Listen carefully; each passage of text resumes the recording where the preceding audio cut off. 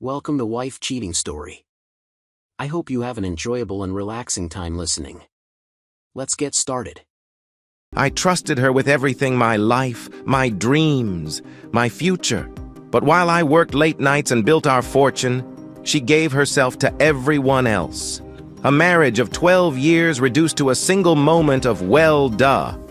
She didn't even try to deny it. 3 years, countless lovers, and I was the last to know.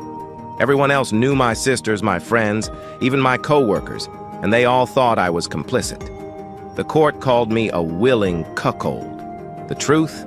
I was just too blind, too trusting. My wife didn't just break our vows. She shattered me. Part 1. I love my girls.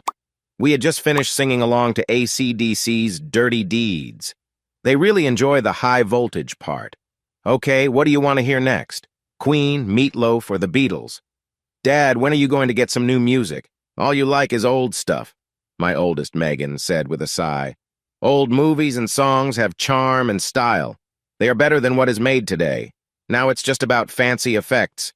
Soon that might be all movies will have. Yeah, Dad, we've heard this before. Your favorite movie is The African Queen. Your favorite actor is James Cagney, she continued. Are you talking about people like Rock Hudson? My youngest, Robin, jumped in. Rock Hudson was not gay. Dad! Both my girls sang out together. Everyone knows. I'm not listening to this la la la la la. I covered one ear so I could still drive safely. He sounds like a Teletubby now, said Megan. Isn't one of those like that? Robin asked, clearly amused. That's it. You're both off the list for my will. I'm leaving everything to the Save the Chipmunks Foundation. Megan and Robin then had a funny chat about which chipmunk could be like that. I love my girls. Sure, sometimes they can be annoying, but it's all in good fun. Eventually, we shifted back to music. I want the Moody Blues, loud and powerful like a big storm, said Robin. You're back in the will, Robin. Megan, you're still out. No dessert for you tonight. Then no more hugs for you, Daddy. Oh no. Hugs from girls give you cooties. But all right, you're back in the will too. I love my girls. My marriage of 12 years was not what I thought. The closeness I wanted with my wife, she shared with other people. I lost quite a lot in that situation. I felt like I was fooled, but it was worth it because I got my girls out of it. We started singing Nights in White Satin. 2.5 years ago, I learned the truth about my wife. She had been with different men for at least 3 years. I've never been good at noticing when people might not be honest. To be honest, I need a few hints before I realize someone is misleading me. I may be good at programming, but I tend to trust people easily. When I asked my wife about her actions, she simply said, well, duh. Even though we never agreed to an open marriage and she had been dishonest, her response was, well, duh. No apologies, no asking for help, no promises to change. It seemed like there was nothing left to say. It could have improved how I felt about myself if she had at least shown some effort. She seemed as uninterested as a story character who fades out at the end. So, I decided to get a divorce because of trust issues. My lawyer said it wouldn't change how we split our property, but I wanted it recorded that I hadn't agreed to this painful situation. Then I made a mistake with our money. I thought I could be completely open about everything we managed, believing my wife would do the same. We had nearly $8 million in investments that I had carefully built up over the years.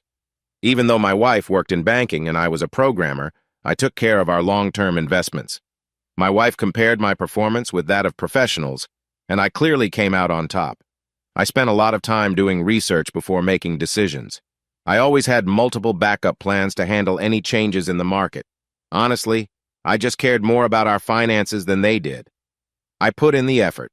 What I should have done was turn all our investments into cash and place them in safer options right away. $3 million was invested conservatively, while $5 million was in more risky ventures. I believed I knew when to sell and thought we could make another $500,000 before I pulled out the rest. Then, my wife's lawyer asked the judge to freeze all our assets. The court agreed, and our broker was informed. That is when I started to worry. So I talked to my wife, Barbara, about selling those stocks in the next couple of months. She listened, but seemed uninterested. I shared my worries with my lawyer, who tried to lift the freeze but was unsuccessful. I began to panic. raising my voice in court and almost getting into trouble. The judge brought in an expert from my wife's bank. This person testified that our investments were sound and selling now would cause large losses. 4 months after I filed for divorce, we lost $3 million. Things didn't improve after that. We had about $5 million left, along with the house and a few smaller items. I already agreed that my wife would keep the house. Once I learned how many of her friends had been there, I promised never to go back, but I did return to get my things. The house was worth over $600,000. So, how did the judge decide to split what was left? She gave my wife $2 million, while I received $2 million. The judge explained that based on some hints that I might have hidden money, she was giving my wife $1 million more than me. No one had accused me or provided any proof of wrongdoing throughout the case. I kept careful records of all our money and investments. Everything was in order. I still don't understand what went wrong. First, my wife and I lost $3 million. Then she got $500,000 from my remaining share. My lawyer suggested that I not fight the decision. He said, "You've been treated unfairly. You can be upset and battle this, spending a lot of time and money, or you can move on.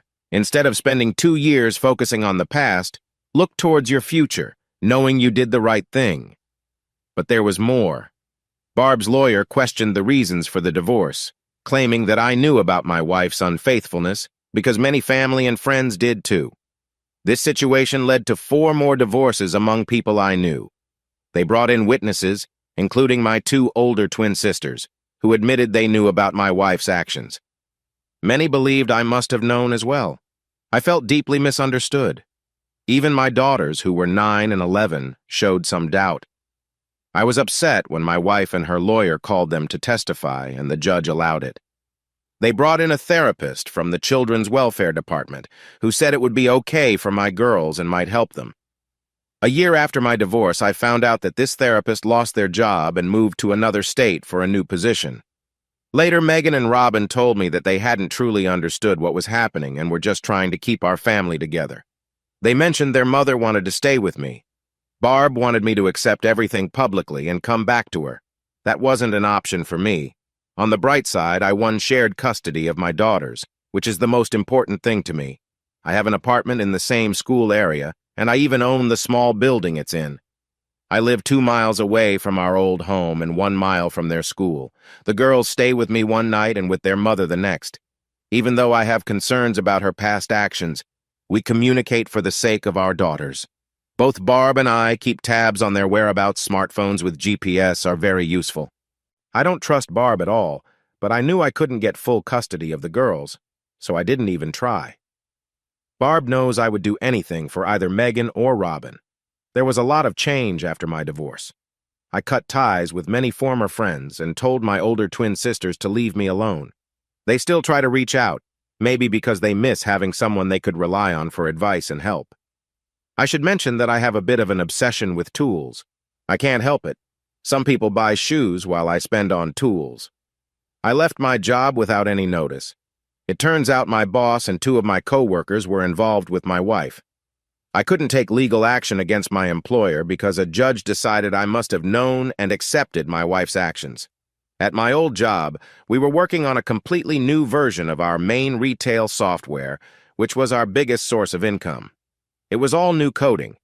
If you know about programmers, many of us often do extra work at home. It's not a smart choice because we don't get paid for that extra work, but we do it anyway. Some of the features I created were done entirely at home. The sales team was very excited about these features. I kept this work separate because I wanted to earn some extra money for my efforts. I planned to negotiate a fair price when my boss asked for the new code, since I had not written any of it on company time or using company resources. Marketing showed interest, but the CEO and president thought it wouldn't work. Once I was close to finishing, they changed their minds and were thrilled. Marketing even started a big advertising campaign about the new features my code provided. Then I found out my employer had treated me unfairly for years. The day after my divorce, I packed up my office, said goodbye to my boss, and left. They did try to get that extra code. At first, they demanded it, then threatened legal action, even involving the police. But I had everything documented. There was no proof that I had worked on that code during company hours or used company resources. While I couldn't sell it to anyone else, I didn't have to give it to them either. They asked me what I wanted for the code. I gave them two options. First, fire everyone involved without any severance pay for breaking company policies, and then I would think about selling the code for $500,000. The new program was set to launch in 2 months, and they even had the new packaging ready. The second option was to pay me $2 million. They chose neither. I hear the CEO still regrets that choice. A year later, their attempt to recreate my code didn't succeed either. 2 years later, their presence in the market had dropped a lot, so I left my job where I earned $80,000 a year. I gave up $2 million, cut off ties with my family and former friends. But I had my daughters, which felt like a victory. I had Megan and Robin promise me something serious. My personal life was private, and they were not to talk about it with their mother or their aunts. Everyone had kept things from me about her, but now that we were divorced, they had no right to know about my life. I also told them I didn't want to hear anything about their mother. I tried to say it gently, but it came out a bit harsh, especially when talking to children aged 9 and 11. It wasn't fair to put that on them. I was really upset about how everyone had stayed quiet about Barb. Then they all turned around and acted like I should have known, which made me even more annoyed. Oh, the CD is starting to play. I'm just a singer in a rock and roll band. The girls love to sing along. I have them for another weekend, which is nice since I usually see them every weekend. Their mom takes them on nice trips, like to Europe. I worry a bit about how much Barb is spending. She quit her job after the divorce, and instead of saving her money, she has been using it all. The vacations she takes are really fancy. I think her new car costs around $160,000. If she runs out of money, I'm ready to take care of the girls full time. We're going to a small lodge in the mountains. In winter, it's busy with skiers. In the quieter months, they focus on horseback riding and have a small golf course. Megan and Robin really love horse riding. I enjoy just relaxing, looking at the beautiful fall colors in the trees, smelling the pine trees, and reading a good book. I hope to get to the lodge before the rainstorm hit. I love sitting by the fire and watching a storm through the window. The storm was supposed to pass a little north of us, but then it changed direction and came our way. My SUV isn't brand new, but it's dependable, and I appreciate its all-wheel drive, especially on muddy roads. I was driving slowly because of the rain and poor visibility. I saw a flash of light out of the corner of my eye, but I was more focused on the road ahead. "Dad, there's a car in the ditch back there," shouted Robin. "What?" I slowly stopped the car. "I saw the lights of a car in a ditch," she said. I checked my mirrors but didn't see anything behind us. Both Megan and Robin were looking out the windows. "Are you sure?" I asked. "Absolutely, Daddy," Robin replied. I thought about it. A car in a ditch wasn't uncommon, but the ditches on each side of the road were pretty deep, at least 10 feet, and someone could be in trouble. The cell phone service here wasn't very good. I started to back up slowly, but then stopped. It was hard to see well enough to back up safely, so I pulled over to the side of the road and turned on the flashers. "Robin, can you hand me my rain suit from the toolbox?" I thought about how important it was to be prepared. Did I mention I love tools? I struggled to put on my suit while sitting in the front seat. "Honey, can you hand me the big flashlight? It's by my toolbox in the back," I said. Robin worked to get my heavy battery spotlight, which weighed about 15 pounds. I paused for a moment to think. I was pulled over on the side of the road, leaving my two precious girls behind. The visibility was poor, and there were always fast drivers. Any sensible person would drive slowly in these conditions, but some people never do. A friend of mine once had his car break down in a similar situation. He came back to find his car had been hit from behind. But someone could be in real trouble back there, and this seemed like the safest place for me to park. Then I remembered some tools I had bought years ago and never used. I was glad I hadn't wasted my money. I carried them around for years along with my jumper cables. "Robin, there's a bag in the back that holds my jumper cables.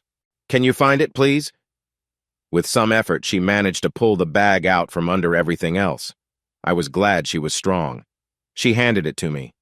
I took out 2 road flares and a yellow flasher with a magnetic base from the bag. "Robin, I'm going to stick this flasher on the roof. Roll down the back window a little and I'll pass the cord to you.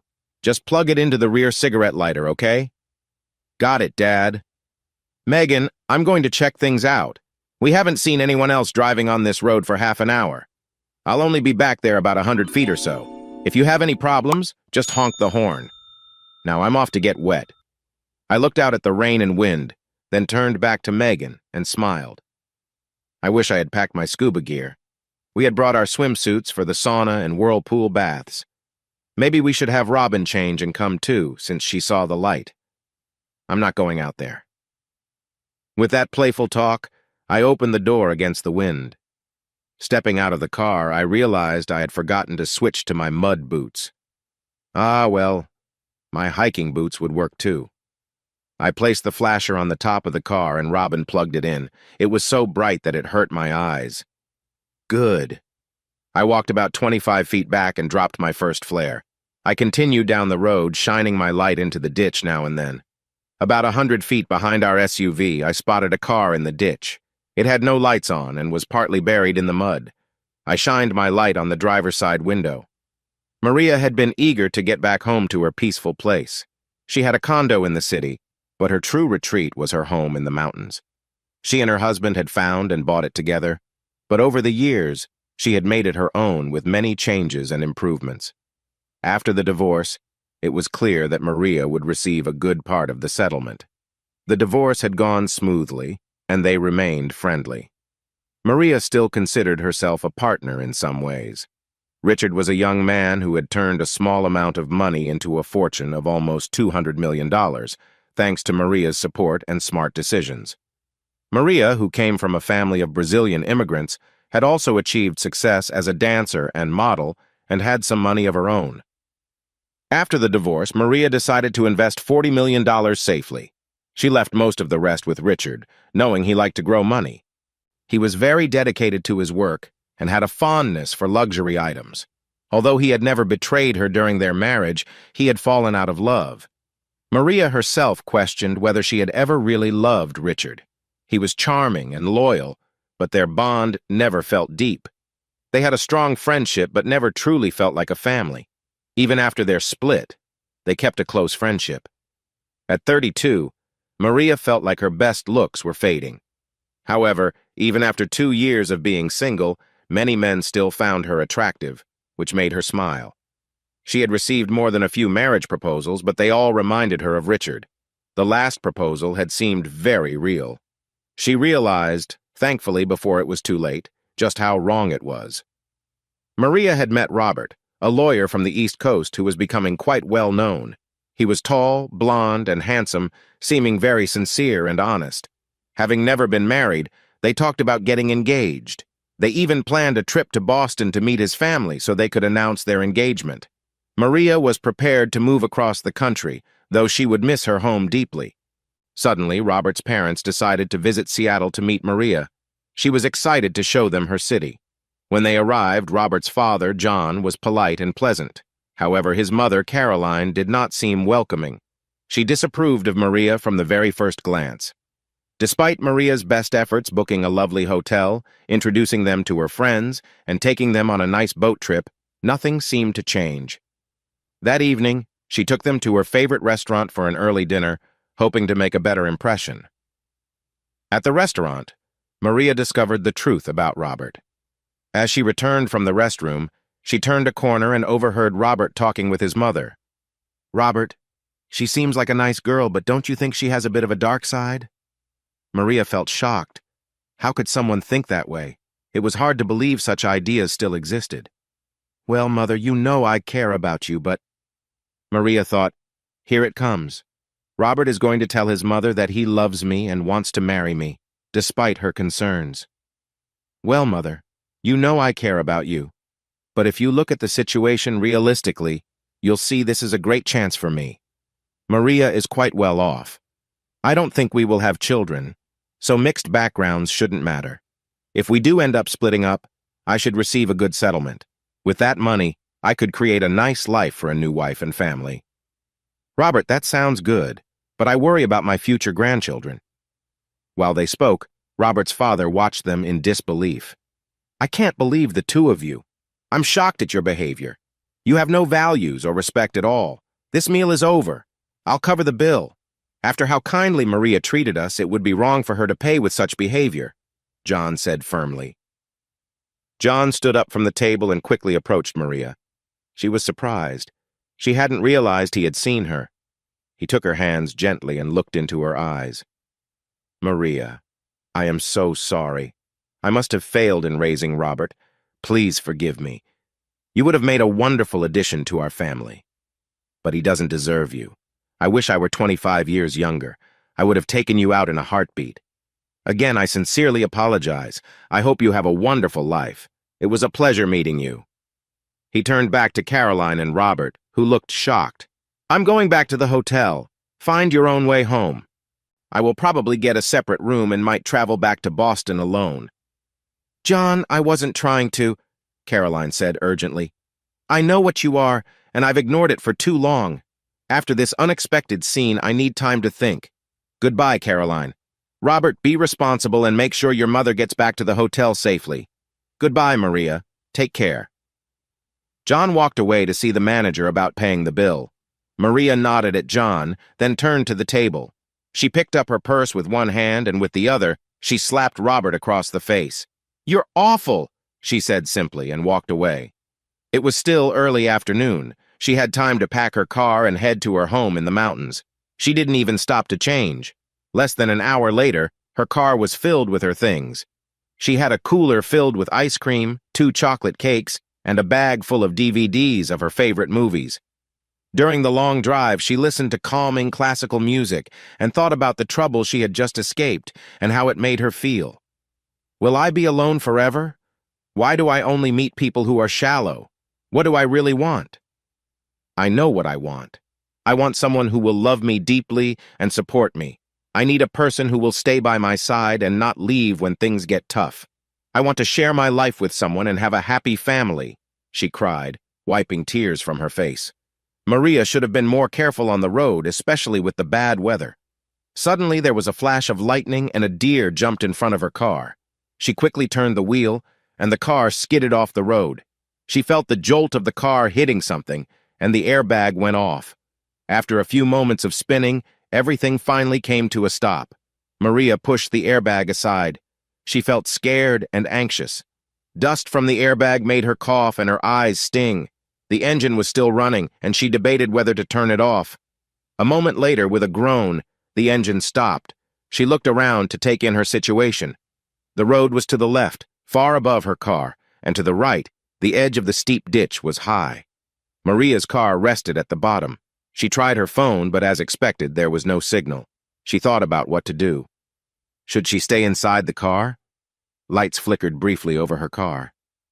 Did someone just drive by? She wondered. Should I try to get out and get to the road? It's cold, wet, and muddy outside. I don't have the right clothes for this weather. Then her car lights went out. Panic started to rise. She had no flashlight. The storm was strong, and she felt completely alone. Stay calm and think about what to do. She saw bright flashes of light in the ditch in front of her. Someone was shining a light down from the road. Maybe they saw my accident and are coming to help, she thought eagerly. Suddenly, a bright light from the road illuminated her car. She looked up, shielding her eyes from the glare. Just as quickly, the light turned away. It seemed like someone was running back up the road. Where are they going? Come back. Don't leave me here alone. Maybe they went to get help. A face appeared, looking down at her through the driver's side window. There was a lot of mud and dirt against the doors on the driver's side, and the other side was stuck tight against the hill. Don lit his second flare and then ran back to his car. Why didn't I bring a tow rope? I have all my other tools, but not a chain or rope. If I had one, I could move the car to help the driver out. I have a shovel and a crowbar. Maybe the windows still work? If they don't, I can think of another way. Don hurried back to his car and opened the back door. Megan, Robin, try your cell phones. See if you can call for help. There's someone back there. Do you need us to help, Dad? No, I think it will be fine, but please try to reach them anyway. As he spoke, Don grabbed his folding shovel, a crowbar, and a small blue tarp.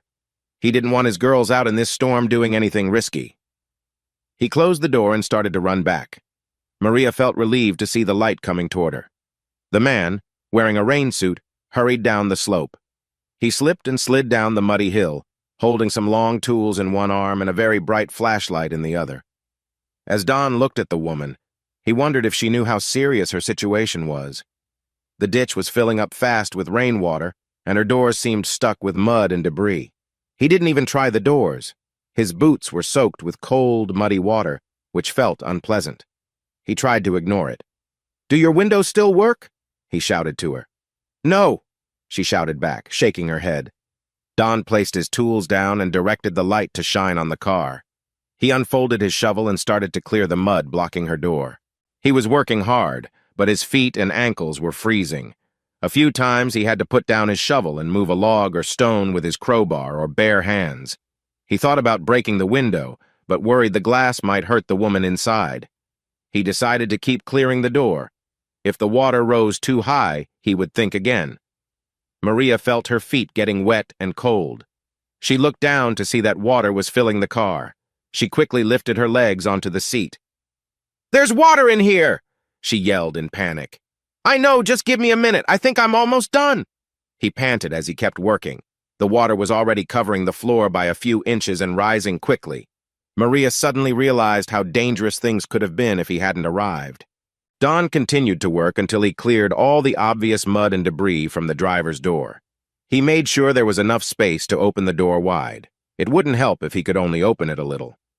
He was almost ready to open the door when he looked over at the driver. The rain made it hard to see, but she seemed to be wearing light clothes that were not warm for the chilly mountain air. "I'm going to open the door. Can you cover yourself up? It's really cold out here." "I don't have anything."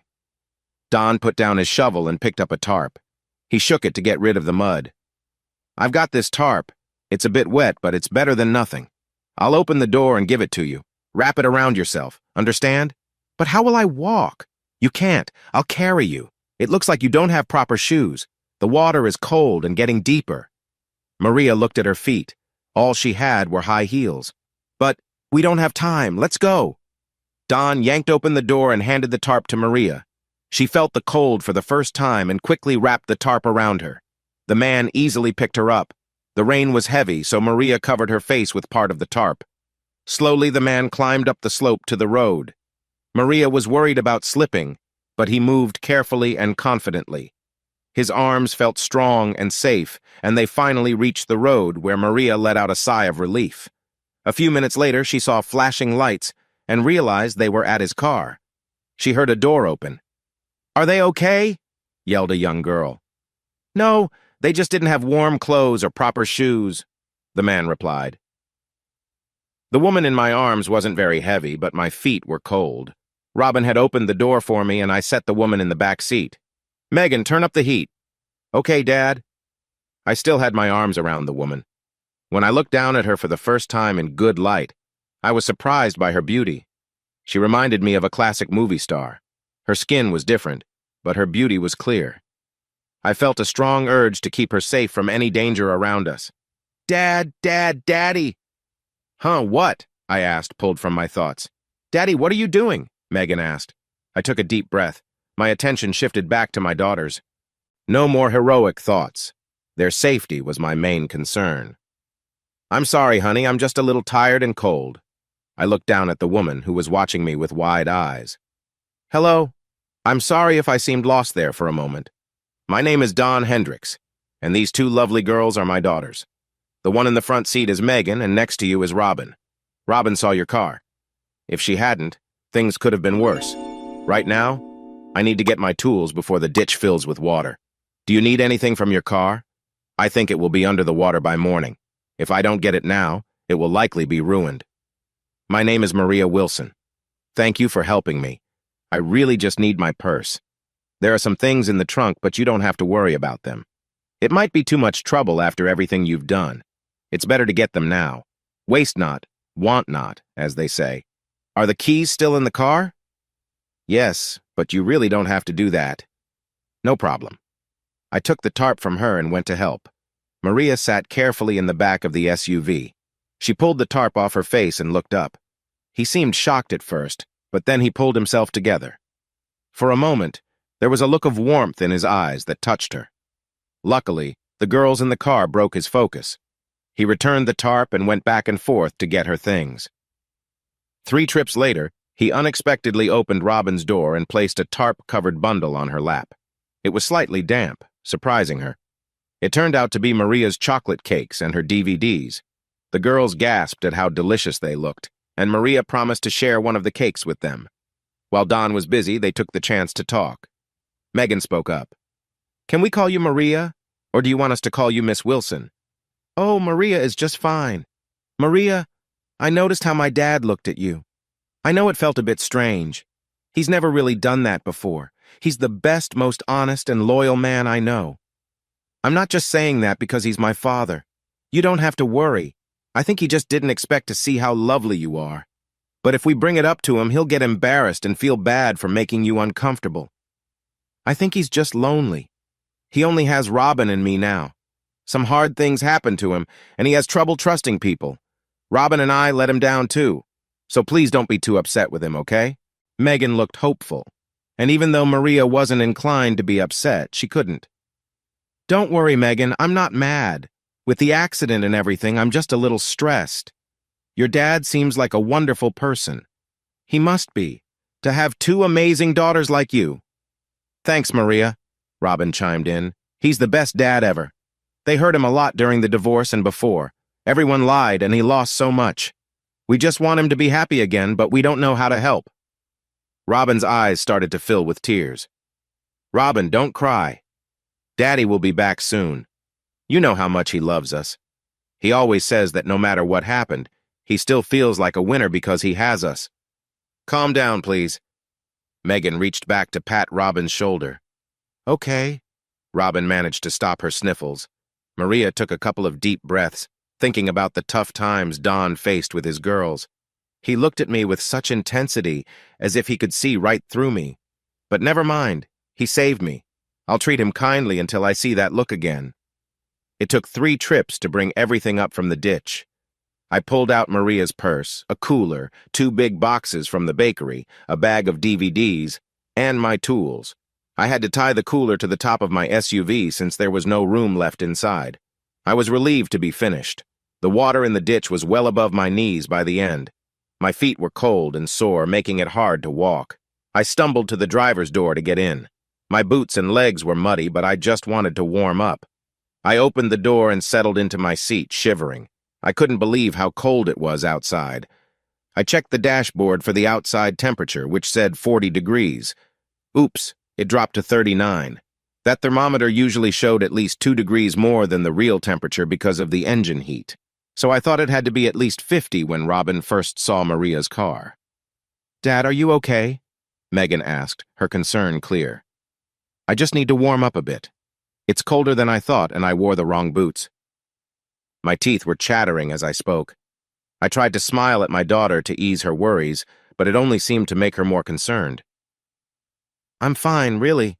Now that I'm in the car and warming up. Maria, where do you want to go? We're on our way to the Elk Mountain Ski Lodge, but we can easily drop you off first. I live just 5 miles from the lodge entrance. It would be great if you could drop me off." "Sure, just give me directions. My drive is off this road, about 20 miles down, 5 miles before the lodge." "Sounds good." I put the SUV in gear and started to drive slowly. My feet were still numb, making it hard to control the gas and brake pedals. It took 40 minutes to reach Maria's driveway. During the drive, Maria found out my girls loved horses, and they had been happily chatting. I was too uncomfortable to pay much attention to anything but driving. My feet, now less numb, hurt a bit, and water had soaked through my pants, leaving my chest dry. My hands felt a bit swollen too. I hadn't been careful when I was helping Maria.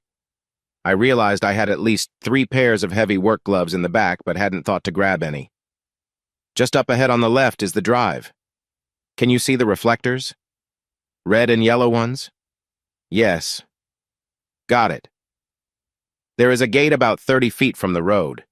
You need to stop just before it so I can enter my code." "Okay." I followed her instructions and parked next to the security box before the large black gate. I stopped the car so that Maria's window was lined up with the box.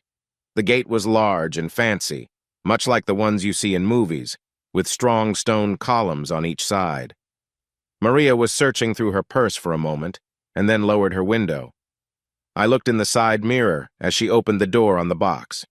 She slid a keycard through a reader and entered her code. It seemed like a high-tech system. The gates began to open slowly.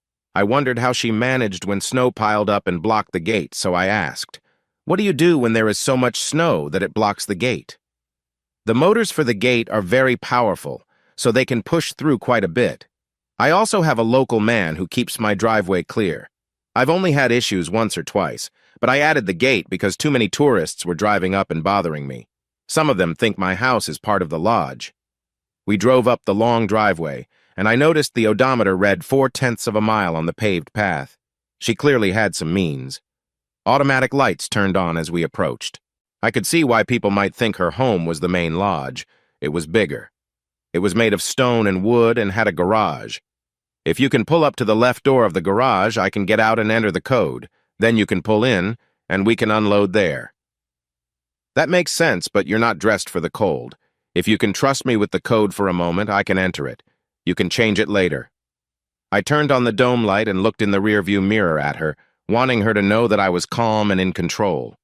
I stared at my reflection, feeling frustrated. "Barbara, you don't deserve any happiness." I needed to let it out when I felt it was safe. I took one of my lipsticks and wrote all over the mirror. Then I sat down on the floor, feeling shaky. At least this time, I didn't feel sick. My life was a mess, and I knew it was partially my fault, but Don's sisters had added to it. I knew I needed help, but I had been avoiding therapy out of fear of what someone might say. I had even stopped my daughter's sessions when their therapist asked too many questions. "You're a good mom, Barbara. About 6 years ago, Don and I were having issues, and my actions only made them worse. I had been feeling troubled, but Don was as wonderful as ever. I realized that I often took him for granted. He was my support, my safe place, and my everything. He truly embodied what home felt like for me. I knew I needed to pay more attention to him. Maybe it was because I made much more money than he did. Maybe it was also because he was always so patient and calm. He spoke to me gently, no matter how difficult I was being. Harsh words were not in his nature. I knew he was strong, but he never let anger take control. I loved him deeply, but our marriage was struggling, so I decided to talk to his sisters, who were also my friends, for help. I first met his sisters, Diane and Michelle, in college. They were older than me by a year, and for some reason we clicked right away and became good friends. They often shared stories about their brother, Don. They told me how, when their father passed away and Don was only 12, he stepped up to help the family. He took on heavy chores and did repairs around the house. When he struggled with some tasks, he began exercising to meet the adult responsibilities he felt he needed to take on. Don even borrowed books from the library so he could learn how to fix things. He worked odd jobs like lawn care and window washing, giving most of his earnings to his mother. This wasn't just a phase. He continued helping throughout high school. One summer, after my first year in college, I visited Michelle and Diane at their home for a couple of weeks.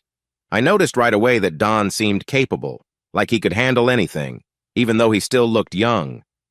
His mother was kind, but Don was always there, offering support from the background.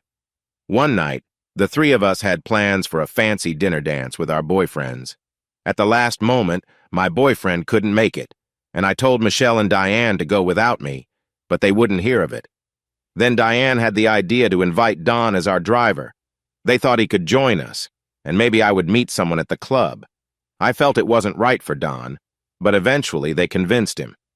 At the club, I danced with Don for a bit, but then met some other people and spent most of the night with them. When it was time to leave, Don went to fetch the car. That's when the others I had met started to show their true colors. I made it clear that I was going home with Michelle and Diane. They wanted me to ride with them, but there was no way I was getting into a car with 3 strangers. Flirting and dancing with them was one thing, but going home with them was not an option. Things got intense. Michelle's and Diane's boyfriends tried to help, but my new friends were much stronger. Michelle and Diane kept calling for Don, and I worried about what one young man could do against these guys. I had already been pushed into the back seat and was being held by one of my new acquaintances when Don showed up. When he arrived, It was as if the two guys outside the car were suddenly pushed back against the wall of the club. Don reached into the car and grabbed my friend by his collar and belt. He pulled him out of the car, and the guy was making quite a scene. Don lifted him up and slammed him onto the roof of the car, which scared me since I was still inside. The police came, reports were made, and my 3 former acquaintances received 2 years of probation. I began to see Don in a new light. It was impressive when someone stood up for you. It took me 4 years to finally get his attention, and then I stumbled again 8 years later, but his sisters were there to help. Don wanted me to bring more excitement into our relationship. He had books about different ways couples could connect. I think he would have been happy if I just started showing more affection again. He had been so devoted, and deep down I still loved him, but I no longer felt the same spark. I wasn't open to talking about it or trying new things, whether it was romantic evenings or getting outside help. I found myself sharing my worries with my sisters-in-law about how I felt I had become a poor partner. I should have taken responsibility and sought help instead. My 2 close friends, who were also Don's sisters, admitted that when their own relationships felt dull, they had turned to brief flings. These experiences never lasted long and happened only once a year. They told me that when they returned to their marriages, they appreciated their husbands more and encouraged me to consider something like that. I have always been drawn to men with accents. They captivated me. I had dated several men from different countries in college, but marriage never seemed realistic. The cultural differences felt too great for a lasting relationship. However, a short fling was a different story. At the time, I had a master's degree and worked in international finance, managing large loans and investments between the U.S. and other countries. His name was Philippe, and he was from France, working on a joint venture project. Every time he was nearby and spoke to me, I felt myself blush. We went on 2 dates before I let things go further than I had planned. I even got ready for it by reading the books Don had bought to help our relationship. But I kept thinking about Philippe. I treated Philippe in ways I had stopped doing for Don. When the affair ended, I did not go back to Don. He felt safe, but he did not excite me in the same way. However, Sean from Scotland had a charm that drew me in, leading to more affairs. I even had a brief fling with the president of Don's company, who was from England. That relationship brought many challenges. Throughout the nearly 4 years of my actions, my sisters-in-law became more upset with me. I often reminded them that they were the ones who encouraged my choices and that they had their own secrets too. I suspected they enjoyed hearing about my experiences, as they often asked for details about my outings. When friends discovered my affairs, Diane and Michelle helped me come up with a story. I said Don supported my dating other men, claiming it helped our relationship. I painted him as someone who enjoyed my adventures, and they believed me. To explain my behavior, we created a background story about Don's upbringing, saying he did not have a strong father figure, which was a bit exaggerated. Eventually, the vice president at Don's company found out and hired a private investigator to follow me. 3 weeks later, I faced a troubling situation when he tried to blackmail me. I was shocked by how far some people would go. It made me think deeply about my choices. I needed to relieve my stress and ended up in an awkward situation. The second time it happened, 2 of Don's co-workers were there. The next day, I called that man and made my frustration clear, warning him to stay away from me and not to involve my husband. Still, I could not stop Don's co-workers from talking about me. He had overheard things that made him hire a private detective. The investigator found out a lot about my secretive behavior, including my long-term affairs and my hidden apartment. Some late nights were easy to explain as work commitments, but too many of them made Don suspicious. Even though he was somewhat innocent, he started to notice things that didn't add up. So I made up a story about being a frequent traveler. I took many business trips, but only half of them were real. During the fake trips, I still went into work while my evenings were spent with others in my apartment. It was also a good place to freshen up. I had beautiful outfits that Don had never seen. My companions took me to some of the fanciest events in town. With money, the possibilities were endless. I often felt guilty about my actions toward Don, yet I found it hard to make a change. Many women enjoy fantasy stories, but I was living through real romances. Things changed when Don found out the truth. When he got back home after a 2-day trip, he confronted me. I tried to show him I cared, but he stopped me. "Barbara, please sit down at the table. We need to talk. I'm really tired from my trip. Can we talk later? I have some serious concerns, and I'm sure you know what I'm talking about," he said firmly. His tone surprised me. He had never raised his voice like that before. Suddenly, I was jolted awake, feeling cold water splash on me. Don had taken control in a way I had never seen. He sat me down in a chair, something I never expected from him. It was clear he had reached a limit regarding my actions, which I had been worried about. He placed several papers in front of me. "I wanted to talk to you at your apartment, but I was afraid it would cause an argument. Just so you know, Megan and Robin are at Diane's house." He wanted an explanation. I couldn't speak, my eyes fixed on the papers before me. For about 30 minutes, we sat in silence. "Barbara, it's hard for me to accept how deeply you've hurt me, and we might be heading for a divorce. But if you want to save this marriage, you need to talk in the next 15 minutes, or I will leave." I stared at the time on my watch, counting down in my head. 14 minutes until my marriage is over. 13 minutes. True to his word, Don left. He had packed his things into his SUV. At first, he stayed with Diane until he found out about his sister's involvement. There was a tough meeting with my attorney, Don, and his attorney. I was shocked by the proof they had about my past. Don exclaimed, "You've been unfaithful for years." In a panic, I replied sarcastically, "Well, of course." Frustrated, Don picked up a heavy chair and threw it against the wall, creating a loud noise before storming out. Luckily, we were at his attorney's office. Divorce proceedings started. My lawyer was tough and focused only on winning. I was still in shock, so I let my lawyer lead the way. First, I faced Don in front of our friends talking about his issues. When our friends were asked, they said Don must have known about my actions since they were so clear. They mentioned some social pictures of me that had made it into the local paper, showing how I had broken his trust. Then our financial situation became complicated. I didn't just trust Don. I relied on my lawyer, a financial advisor, and the judge. We ended up losing $3 million. In the end, the judge awarded me $1 million more than Don. At first, I thought I deserved what was happening. Then the financial advisor, who seemed too interested in me, mentioned that the judge was his relative. He said he had convinced her that Don was hiding money. The truth was, I had put some money away in the Cayman Islands. I had made good bonuses in my old job and managed to save some of that money secretly. In my last year, I also received some nice gifts from clients, which might have been bribes, and I put those there too. I did try to return some of the money to Don, but he refused, saying that anything from me would have bad associations. After the divorce, a person from Don's workplace called me. He wanted to take me out, but I said no. He laughed and told me how everything had gone as he planned. He had heard the CEO talking about giving Don a promotion. I felt terrible, thinking I had messed it up for Don. This colleague might have used me to make Don look bad in front of the CEO, which likely ruined his chances of getting promoted.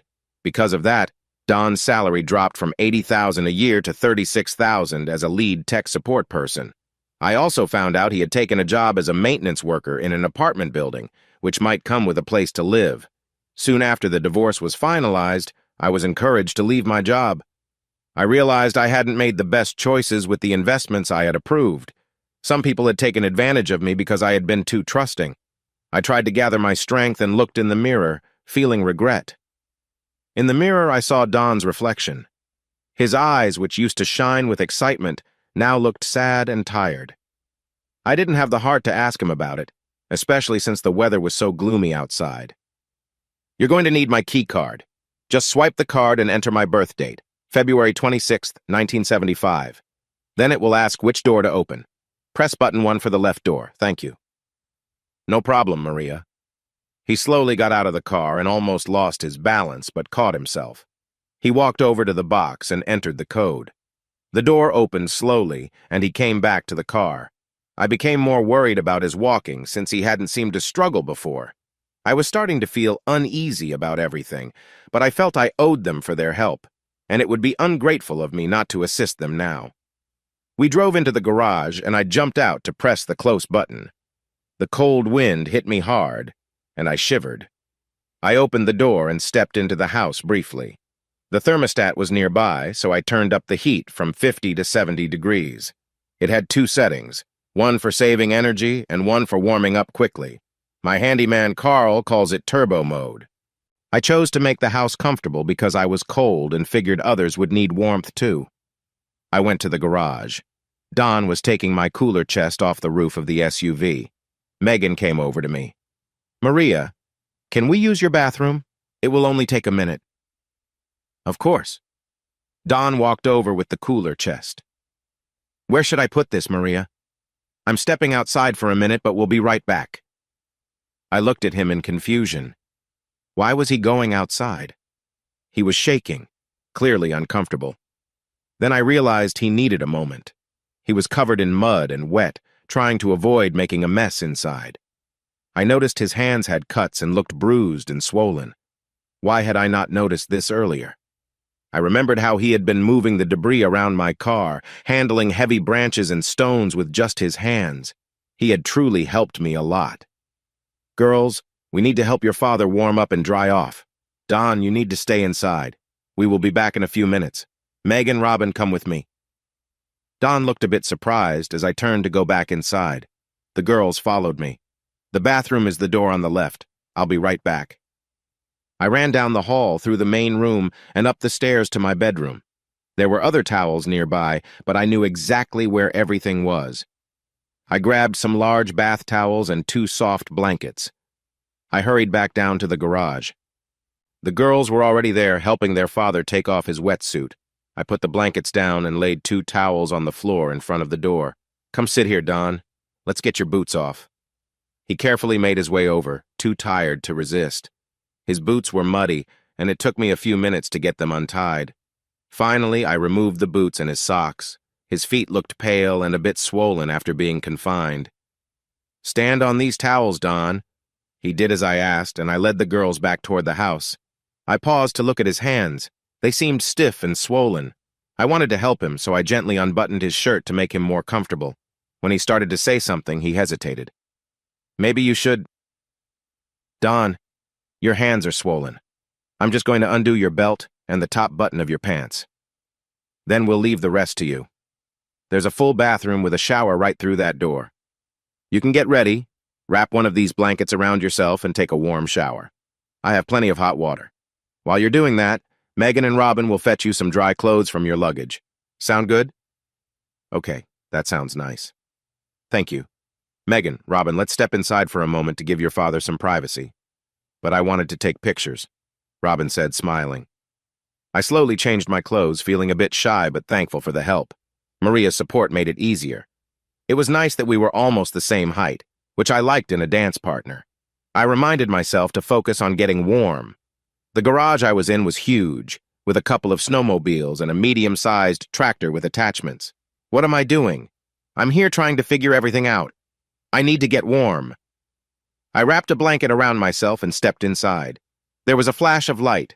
My 2 smiling daughters were there, and my youngest was taking my picture while Maria looked on with concern. "What took you so long, Daddy? I bet you were looking at all the tools in the garage. You need help, Daddy. I'm going to sign you up for Craftsman's Anonymous." "I'm Don, and I haven't bought a new tool in 7 days," Megan said seriously, her hand raised as if making a promise. I felt I should laugh, but I was too tired. I grunted and shuffled off to the bathroom. Why was Dad taking so long? Should I go check on him? Robin held a small digital camera that could fit in her pocket. "Ooh, I'm going to get some good ones to share online. Maybe we can get Daddy a girlfriend." I felt a quick flash of jealousy, which seemed silly. Finally, Dad came through the door. He looked really tired, and I noticed his feet looked swollen. Robin snapped a few pictures as he walked down the hall, not paying much attention to how he held the blanket. He accidentally stepped on the corner of it, but quickly adjusted and went on to the bathroom. He walked in and closed the door. "I got some great ones. We post them online and we'll get Daddy a girlfriend for sure," Robin said, giggling as she looked at the small screen on the camera. Let me see, Megan said. Robin handed the camera to her. I found myself looking over Megan's shoulder at the pictures on the screen. What am I doing? What are they doing? They're his daughters. I took the camera from Megan. I'm sorry, girls. I know you hardly know me, but I don't think this is the right thing to do. Your father is too tired to really notice what's happening. I need to step up and be the responsible adult since no one else can. I hope you understand. I'll give your camera back later. Megan and Robin seemed touched by my actions, but they didn't protest. Now it's time to unload the rest of your car. I'm going to talk to your father and try to convince him to stay the night. His feet are pretty swollen, and I doubt he can put his shoes back on. There's plenty of room here, and having someone around would be nice. Honestly, I wanted to be alone this weekend because of my breakup, but I wanted the girls to feel welcome. Oh, the warm water felt amazing, better than anything I could remember. It had been such a long time since I had a moment to relax. Even when I had some good times in the past, they weren't frequent or memorable, but that's behind me now. I took a deep breath and focused on the present. I was glad that Maria encouraged me to shower here. After the drive to the lodge and checking in, it would have been a while before I could warm up there. Looking down at my feet, I saw they were swollen and likely wouldn't fit into my regular shoes. Luckily, I had a pair of loose rubber boots that I could wear if I needed to. But I didn't want to drive in that bad weather and then wait to check into the lodge. I wanted to lie down and rest my aching back, maybe eat something. With that thought, I suddenly felt hungry. The cabin we were supposed to rent had a small kitchen. I had promised the girls spaghetti, Italian sausage, and garlic bread for dinner. I was too tired to cook, and the lodge restaurant usually wasn't the best in the off-season. I suddenly realized that I had been standing in the shower for a long time, so I quickly washed up and got out. On the bathroom floor was my overnight bag. I hadn't even noticed anyone coming in. I got dressed, put on some thick socks, and left the bathroom. I could smell sausage and spaghetti sauce. I followed the nice smell. If we get everything unloaded and put away, your father won't be as likely to complain. So I had the girls take their bags to one of the guest rooms. I wished I could have moved Don's bags to a room, but he needed his items in the bathroom. Then, with Megan on one side and me on the other, we carried their heavy cooler to the kitchen. Robin followed us with a grocery bag full of food. I opened the cooler and my mouth watered. I was so hungry. Inside were eggs, milk, bacon, packages wrapped in butcher paper, orange juice, and other tasty items. Here I was, a multi-millionaire, with a cooler full of ice cream and 2 chocolate cakes. Correction, 1 chocolate cake. I promised one to the girls. I had a freezer with a few meals and some meat, but it would take too long to thaw and cook. Carl's wife, Lucille, usually kept my pantry full, but she had been hurt in a car accident and was still in the hospital. Carl was with her until she could come home. They were both very good friends of mine. I was covering their hotel costs and had them listed as employees with health benefits. Carl had lost a lot of his pension when his last job closed down. When Carl first started working for me, I appreciated his honesty, straightforwardness, and sense of humor. Lucille was a wonderful person with a great sense of humor, too. I would sit in the kitchen while she cooked and Carl worked outside. We would talk about many things, and I often found their conversations entertaining. They became my friends, and since I had more money than I needed, I paid them a bit more than required. The most important thing for me was their health insurance. Carl was a bit wary, but I told him a story about my accountant needing the information for tax reasons. Robin sighed. "I'm so hungry." Megan added, "Me too, Maria. Can we use your kitchen?"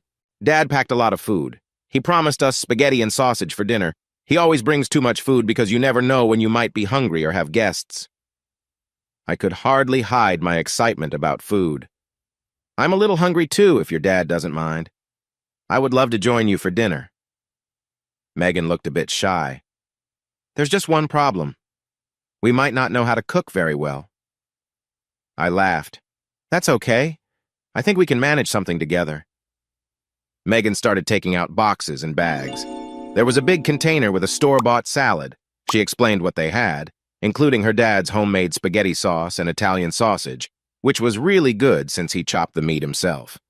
There was also homemade French bread for garlic bread, a large pack of mushrooms to sauté, and a delicious pecan pie that was made from scratch. Her dad was a great cook, turning ordinary times into something special. I suddenly remembered Robin's camera in my pocket and thought I might look at the pictures later, a small grin coming to my face. Following a wonderful smell, I walked into a large and lovely kitchen. Standing in the doorway, I admired the spacious area, which was at least 600 square feet, with several ovens, built-in refrigerators, freezers, and multiple sinks. The kitchen had a big grill and a hood for smoke, and I noticed that many restaurants had less equipment. The wooden cabinets, marble floor, granite counters, and shiny appliances made the kitchen look really nice. I guess this kitchen could cost around $120,000, maybe even more. Maria and my daughters were at the other end, busy making dinner. I walked slowly towards them because my feet were tired, and when I spoke, they were surprised to see me right behind them. "Smells good." They all jumped a little. "Daddy," my youngest said with a grin, "you almost made me spill the sauce." She playfully nudged me in the arm. "Sorry, I didn't mean to startle you. What are you all doing?" "Maria is cooking sausages and mushrooms, Megan is making noodles and garlic bread, and I'm making the sauce and setting the table," she said, pointing to a nice round table by a big window. Maria added, "I hope you don't mind that we started cooking and used your groceries?" "Why would I mind? This is great. You all seem to be doing a wonderful job. I can sit at the table and relax if that's okay." "Of course. It will all be ready in about 10 minutes. "Dad, are you feeling better?" Megan asked. "Much better. I'm warm and dry." Just then, a strong wind shook the windows. I took a deep breath, preparing myself for the short walk to the lodge when I had to leave this warm house. I should call the lodge to tell them we would arrive late. I took out my cell phone to check, but there was no signal. "Maria, my phone isn't working. Can I use your phone to call the lodge and let them know about our late arrival?" "Daddy, Maria wants us to spend the night. It's late and the weather is really bad. She showed us our bedroom and it's so nice. Can we please stay just one night?" She looked at me with hopeful eyes. Robin came back to me, holding my hand and looking up at me with big eyes. "Please, Father, it would mean so much to us if you let us stay the night." She spoke in a cute way that reminded me of a film. "You both think you can persuade me easily, don't you?" From Robin. "Yep." From Megan. "Pretty much." "Okay, I just wanted to check. Maria, are you sure it's okay for us to stay?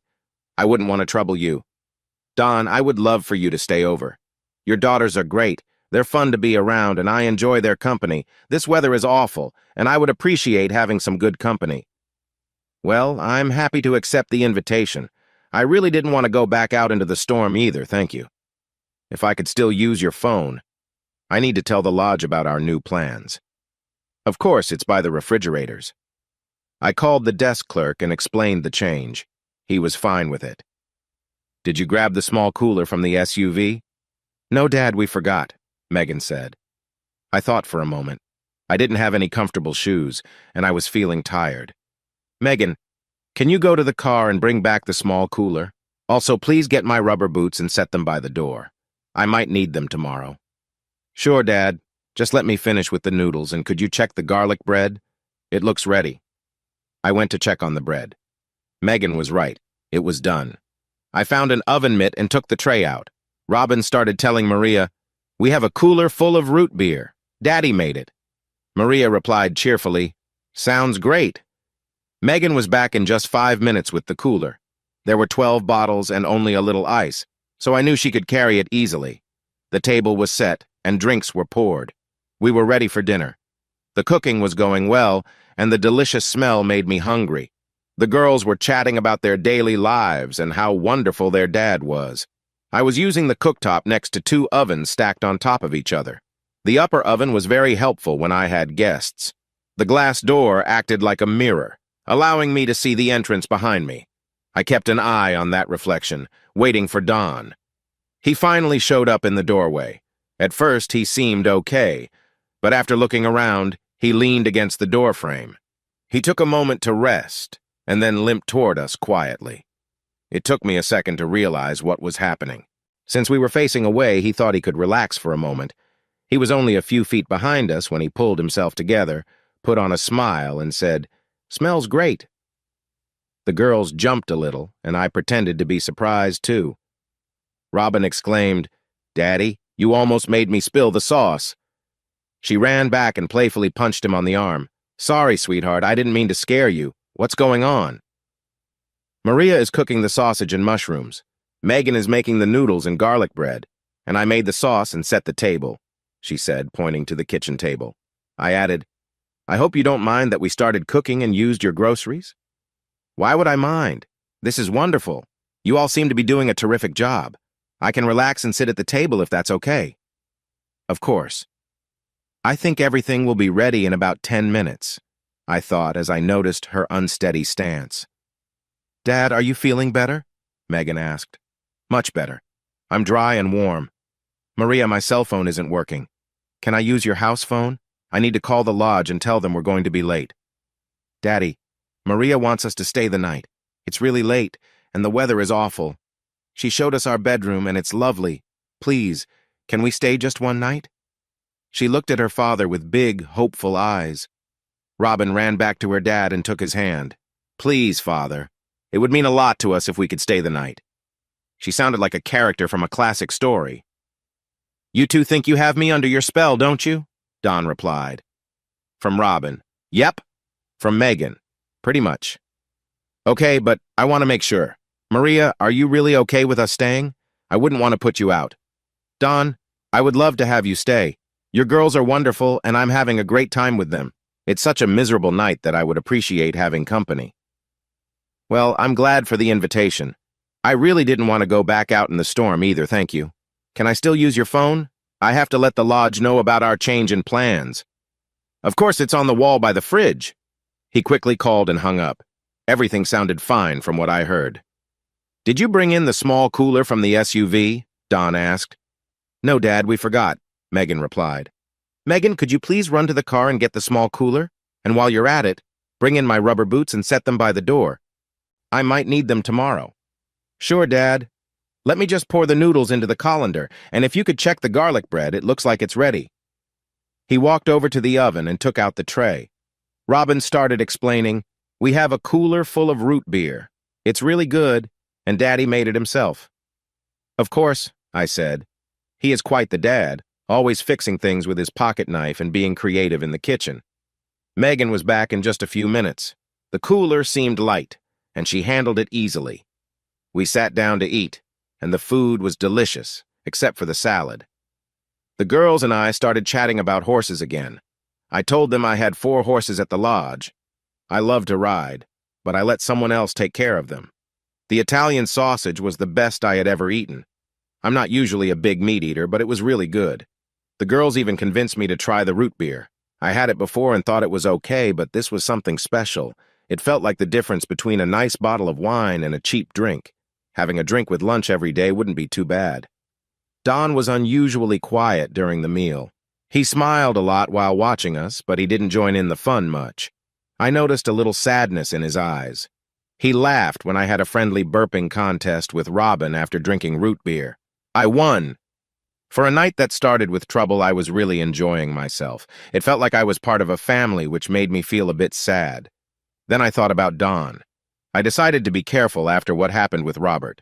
I liked Don, but there was no strong attraction. So far, the people I had liked right away weren't the best. I might keep an eye on Don and look at those photos. Maybe I would start to like him more. After dinner, Don wanted to clean up since we had cooked. I suggested he take it easy because his hands still looked rough. He said they were getting better, and that some warm water and a little work would help. He told us to relax. Maybe I was starting to like him more. Once he finished cleaning up, he found us in the movie room. He seemed tired, so I showed him to his bedroom, which was next to his daughter's room. The girls and I watched a DVD and shared a big piece of pecan pie. It might be even better than chocolate cake. After that, we decided to call it a night. The bedroom for Don and his daughters was on the other side of the house from mine, down the hall. I had made it nice, with 2 queen-size beds and pink curtains. I always thought my friends would bring their daughters to visit, but most of my friends are still without kids like me. So the room had never been used. That night, I felt a mix of happiness and sadness when I went to bed. It had been one of my best nights, but also one of the saddest. While I was cleaning the kitchen, Maria and the girls started watching a DVD. It didn't take me long to finish up, and I was yawning by the time I put the last dish in the rack to dry. I followed the sounds of the movie and the girls chatting to the entertainment room. It had a huge TV, speakers everywhere, and really comfy couches and chairs. Maria looked up when I came in and paused the DVD. "You look like you're having fun." "We're having a blast, Daddy. Look at this TV. I didn't know they made them so big," Megan said. Robin, with a mouth full of pie, couldn't say a word. "How's the pie?" I asked. "Yummy, Daddy," said Robin. "It's really good, the best pecan pie I've ever had," Maria added. "I hate to interrupt, but I'm pretty tired. Maria, could you show me where I can rest for a bit?" "My pleasure. I'll be right back, girls." "Follow me, Don." "Good night, Daddy." "Night, Dad." "Good night, my darlings, my treasures from above." "Come on, Dad." "You don't have any poetry in your hearts," he joked. I turned to follow Maria as we walked up the stairs from the main room into a long hallway, passing through room after room. "Maria, if you don't mind me asking, how many bedrooms does this house have?" 12 bedrooms, not quite a hotel, but it's great for hosting, especially during ski season. "How do you manage to keep it all clean? It must take a lot of work for one or even two people." "I have my handyman, Carl, and his wife, Lucille. I think I mentioned them to you. They're in town right now. They don't work full-time but come close. I also have a cleaning crew that comes 3 times a week. I feel more comfortable without full-time staff living in." "Carl and Lucille live just down the road. If I need them, they're here. If not, they still get paid. Carl handles repairs inside and out, while Lucille helps with the kitchen and light cleaning. The cleaning crew handles all the big jobs quickly. They are usually finished in under 4 hours. This way, I have more privacy, and if I want a late-night snack, I can." She said this with a smile. "Stay calm, Don." Don took a deep breath, turning his eyes to a painting on the wall to help steady himself. "Oh, you like Kincaid, too? His paintings always bring a smile to my face," Maria said. "Who is Kincaid?" Don thought, but managed to keep his calm as they walked further down the hall. At the end of the hallway, Maria pointed to an open door on the right. "That's your room. Your daughter's room is the next one down, also on the right. Extra blankets are in the chest at the foot of the bed. Make yourself at home." "Thank you for your kindness, Maria. Good night." "Thank you for your help. Good night, Don." Don stepped into the room as Maria walked back down the hall. He noticed the room had its own bathroom, which felt like a relief after a long day. He decided to focus on relaxing and getting some rest, feeling grateful for their hospitality. Later, after ensuring the girls were settled, Don went to his home office to check on a few things before bed. He turned on his computer and inserted the memory card from the camera. Robin had taken more pictures than he had expected. As Don looked through the images, he laughed at the joyful moments captured. He thought about the day, appreciating the lightness and the time spent with his daughters. It was like seeing a character from an old movie. Earlier, he had daydreamed about wanting a hero. Maybe he had one. Perhaps he just needed to see the good more clearly. I had turned this old lodge into a beautiful home that made many of my wealthy friends envious. Maybe it was just in need of some updates. I would need to think about that. I saved all the pictures to my computer and made sure the memory card was free of any sensitive photos. I wanted to protect the innocence of his daughter. I was being a little playful. I almost printed out some pictures to take with me. Maybe the accident with Robert would lead to something good after all. I went to bed, and the storm was really pounding against the house as I finally fell asleep. I worried about losing power, but I had a generator for times like this. My sleep was suddenly broken by a loud crash in my room that shook the entire house. I jumped up, startled, feeling a chilly breeze. There was a dark shape in front of me, and I screamed again. "What is happening? What is going on?" I was breathing heavily in panic. I never reacted well to being woken up suddenly, and this was as abrupt as it gets. I was making small noises, feeling confused and cold. Where was I? I didn't know what to do. I was in my bed, but was too scared to get out because of the cold. Where was the light switch? Should I call for help? Suddenly, my door flew open, making me jump again. Someone stood there and turned on the light. "Maria, are you okay?" he asked. What was his name? He had helped me after the car accident. He had 2 daughters. Don, that's it. He was only wearing pants. I turned to look away from him and stared at what used to be my picture window. There was a tree in my room. I made more small noises. "Maria, are you okay?" I didn't reply. "Don't be afraid. I'm going to pick you up and carry you to my daughter's room. I promise you'll be safe." He wrapped the blankets around me and lifted me in his arms, holding me close. Don carried me out of my bedroom. At first, I felt nervous, but he kept calming me. "I'm just taking you to my daughter's room. You'll be safe there, and then I'll take care of the mess in your room. Don't worry, I can handle things like that. Megan and Robin are probably scared with this storm. You can keep each other company." I began to feel more secure in his arms. Just as I was starting to relax, we reached the end of the hall and arrived at his daughter's room. I heard Megan's voice.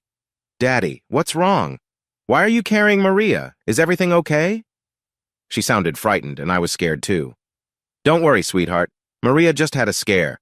A tree branch came crashing through her window." She had likely been sleeping deeply. It can be really confusing to be woken up like that. Given how bad the storm is tonight, I think you girls should have a sleepover. "If you don't mind, Maria." "No, I don't mind." I wasn't really sure what I was agreeing to, but it felt nice. If Don kept holding on to me, that felt nice too. "Megan, if you share a bed with Robin, I'll have Maria in the other one." Don sat me on the bed, but I had a hard time letting go of him. He didn't push me away. He just talked to me softly until I relaxed enough to let go on my own. "Don, thank you. I'm so embarrassed." "You have nothing to be embarrassed about. It's a surprising way to wake up. You've been sleeping so soundly after your rough day with the accident. And now, a tree comes through your window. Anyone would be shocked. I know this is your home and your rules, but with such a terrible storm outside, I think it would be smart for you three to stay together tonight. I can clean up your room a bit and then head back to bed. I might not be as good as your handyman Carl, but I can help. Is that okay?" "Okay, Don, thank you. Just don't overdo it. I have enough money and insurance to fix everything easily. Just a little cleanup. A bit of work now can save you a lot later. I don't like to see things go to waste no matter how much money you have." He stood up from beside me. I wasn't sure what he could do about the tree in my room, but he said it would only take a little effort. I trusted him to know what to do. "Okay, Don. Thanks again for helping me once more." When I said that, he looked thoughtful, as if he was thinking about something else. His next words surprised me, but the way he said them made me think it wasn't planned. "My pleasure. Tonight, I've carried a remarkable woman in my arms. Now I'll get to work. Good night." He left the room and I watched him go in surprise. I turned to Megan and Robin expecting to share my disbelief, but they were looking at each other wide-eyed. Megan caught my gaze and quickly closed her mouth. "It's a spooky, stormy night. Let's tell ghost stories," Megan said quickly. I appreciated her fast thinking and change of subject. It sounded fun to spend the night sharing spooky stories with two girls who felt like daughters to me. I wished for kids of my own someday. I told them the story of the gray ghost of Witching Tower. Just before we continued, Robin said she was hungry and suggested chocolate cake. Everyone agreed eagerly. I told the girls to stay put while I rushed to the kitchen in my pajamas. As I walked past my bedroom, I peeked inside. It looked like Don had decided to take a break, and I couldn't blame him. The branch outside my window was huge. I couldn't think of anything fun to do tonight, especially with the storm raging outside. I shrugged and closed the door. Oh well, that's what insurance is for. I went to the kitchen and loaded a whole cake, plates, napkins, a knife, forks, and 3 glasses of milk onto a tray. Then I hurried back to my room. I was excited to share the next story about the green ghost of Petticoat Lane. After dropping off Maria, I returned to my room to change into something nice. I was already starting to doubt my choice. I liked solving problems like this. If something was broken, I felt the need to fix it. Most of the time I made things better, but sometimes I didn't, and this could be one of those times. I just couldn't help myself. It was a strong urge I had to follow. Once I got dressed, I stopped in Maria's bedroom to see what I was dealing with. I wasn't sure if a big branch or part of a tree was leaning against the house, but it was a large site. I needed to hurry outside to figure out how much weight was pushing against it. I rushed down to the garage, put on my mud boots and rain gear, grabbed my flashlight, and went outside. I had to walk all the way around the house to the back to understand the situation. Maria's house had a basement that led outside, and the broken window was about 40 feet off the ground. A big oak tree had fallen against the house, with the top breaking through the window. Did I really want to do this? Yes, even if some people might think it was a bad idea. But could I do it without making things worse for Maria? I wouldn't want to look inept in her eyes. I needed to check what tools Carl had. Without the right equipment, I might have to give up on the idea. Carl had a good variety of chains, ropes, and straps, plus a quality chainsaw. He also had 2 come-alongs rated for 4 tons. I just hoped they would be strong enough. There was also a tractor in the garage, but it was taken apart, so I couldn't use that. So I had the tools for the job. Did I have materials to fix the window? There was a shelf full of 2x4s, but I couldn't find any plywood. I found some tarps, but they were either heavy canvas or the cheap blue kind. However, I had a strong 12x12E tarp in my SUV that I kept for emergencies. I could build a frame using the 2x4s, cover it with my tarp, and fit it into the existing window frame from inside the house. It might not be the best idea, but I was up for the challenge. Climbing 40 feet up a ladder outside, especially in a storm, was not an option for me. Got the tools? Check. Got the materials? Check. Got the determination? Double check. I couldn't measure the upstairs window for the patch with the tree in the way, so I needed to remove the tree first before I could take my measurements. That would leave the room open to the storm. I could only hope that Maria's room wouldn't get too wet. I went upstairs to attach a chain to the top of the tree. I brought a pair of loppers and a hand saw with me. A chainsaw would have worked faster, but I didn't want to be too noisy. Honestly, I didn't want to disturb the girls while I worked. It took me almost 45 minutes to get that chain attached. It was heavy, and I ended up leaving a lot of wood chips and sawdust in her bedroom. I was starting to feel a bit silly. I went back outside with a wheelbarrow filled with more chains, straps, ropes, and equipment. I prepared the base of the tree, cutting a wedge shape to help the tree fall away from the house. I then connected the 2 pieces of equipment to 2 large trees a short distance from the house. I hooked more chain onto what I had hanging from the top of the tree and attached it to the equipment. I had to wait for a break in the wind, which took nearly 30 minutes. While I waited, I sang loudly, enjoying the task despite my awkwardness. Finally, the lull came, and I started working the first piece of equipment with all my strength. It took some time, but eventually the tree began to move. I almost had it upright when I reached the limit of that device, which was what I had worried about. Now, I needed to connect the second piece of equipment to finish the job. I had to hurry because I didn't want the tree to fall sideways and hit the house. Everything seemed to go as planned. I didn't have to run far when the tree started to tip over. It was quite a job getting the chain and the equipment out from the tree's branches, but I expected that. As fast as I could, I rushed back into the house to measure the bedroom window. It was a perfect square of 6 feet by 6 feet, which made things a bit easier. I measured it twice, of course. I prepared the frame in the garage and attached a tarp using washers and screws. I carried the whole assembly upstairs, first attaching some scrap wood to the outer edge of the existing window frame to make sure my patch would be secure. I didn't want it to fall out before I finished. Then, I used some sturdy screws to attach my frame to the stops and the existing window frame. I felt proud of my work at that moment when the lights went out. Everything had gone almost perfectly with my plan, so losing power felt a bit expected. Good luck only comes so often. While I was outside, I spotted a generator for the house, but it hadn't turned on like I wanted it to. In the garage, I found a wet-dry shop vacuum that I planned to use to clean up. As I bent down to feel the carpet, I realized it was very wet. I needed to check what was wrong with the generator. Next to Carl's workbench, there was a file cabinet. He had everything organized, and I found a manual for the generator inside. I remembered that when an engine doesn't start, the battery might be dead. I put together a 12-volt tester using a light from the tractor and some wire. Sure enough, the battery for the generator was dead. Following the manual, I switched in the battery from the disassembled tractor and got the generator running in less than 20 minutes. When I finished, I looked around to make sure no one was watching. It felt like a reason to celebrate. I cleaned up the tools and tidied up Maria's room before heading to bed. It took me about 5 hours, and I felt good about it. As a small reward before leaving, I grabbed one of her pillows and took a deep breath of its comforting scent. Everyone should be allowed to dream a little. We had some cake, then all climbed into one bed to share ghost stories. I was surprised that Robin knew the scariest ones. After about 2 hours, we all fell asleep. The next morning, I woke to see the bedside clock blinking. I guessed we must have lost power during the night. Listening closely, I could hear the generator running. Usually, when we lose power, it takes at least 3 days to get it back. I needed to check the propane tank levels. That was usually Carl's job. If they were too low, I would have to call the gas company. I sat up slowly.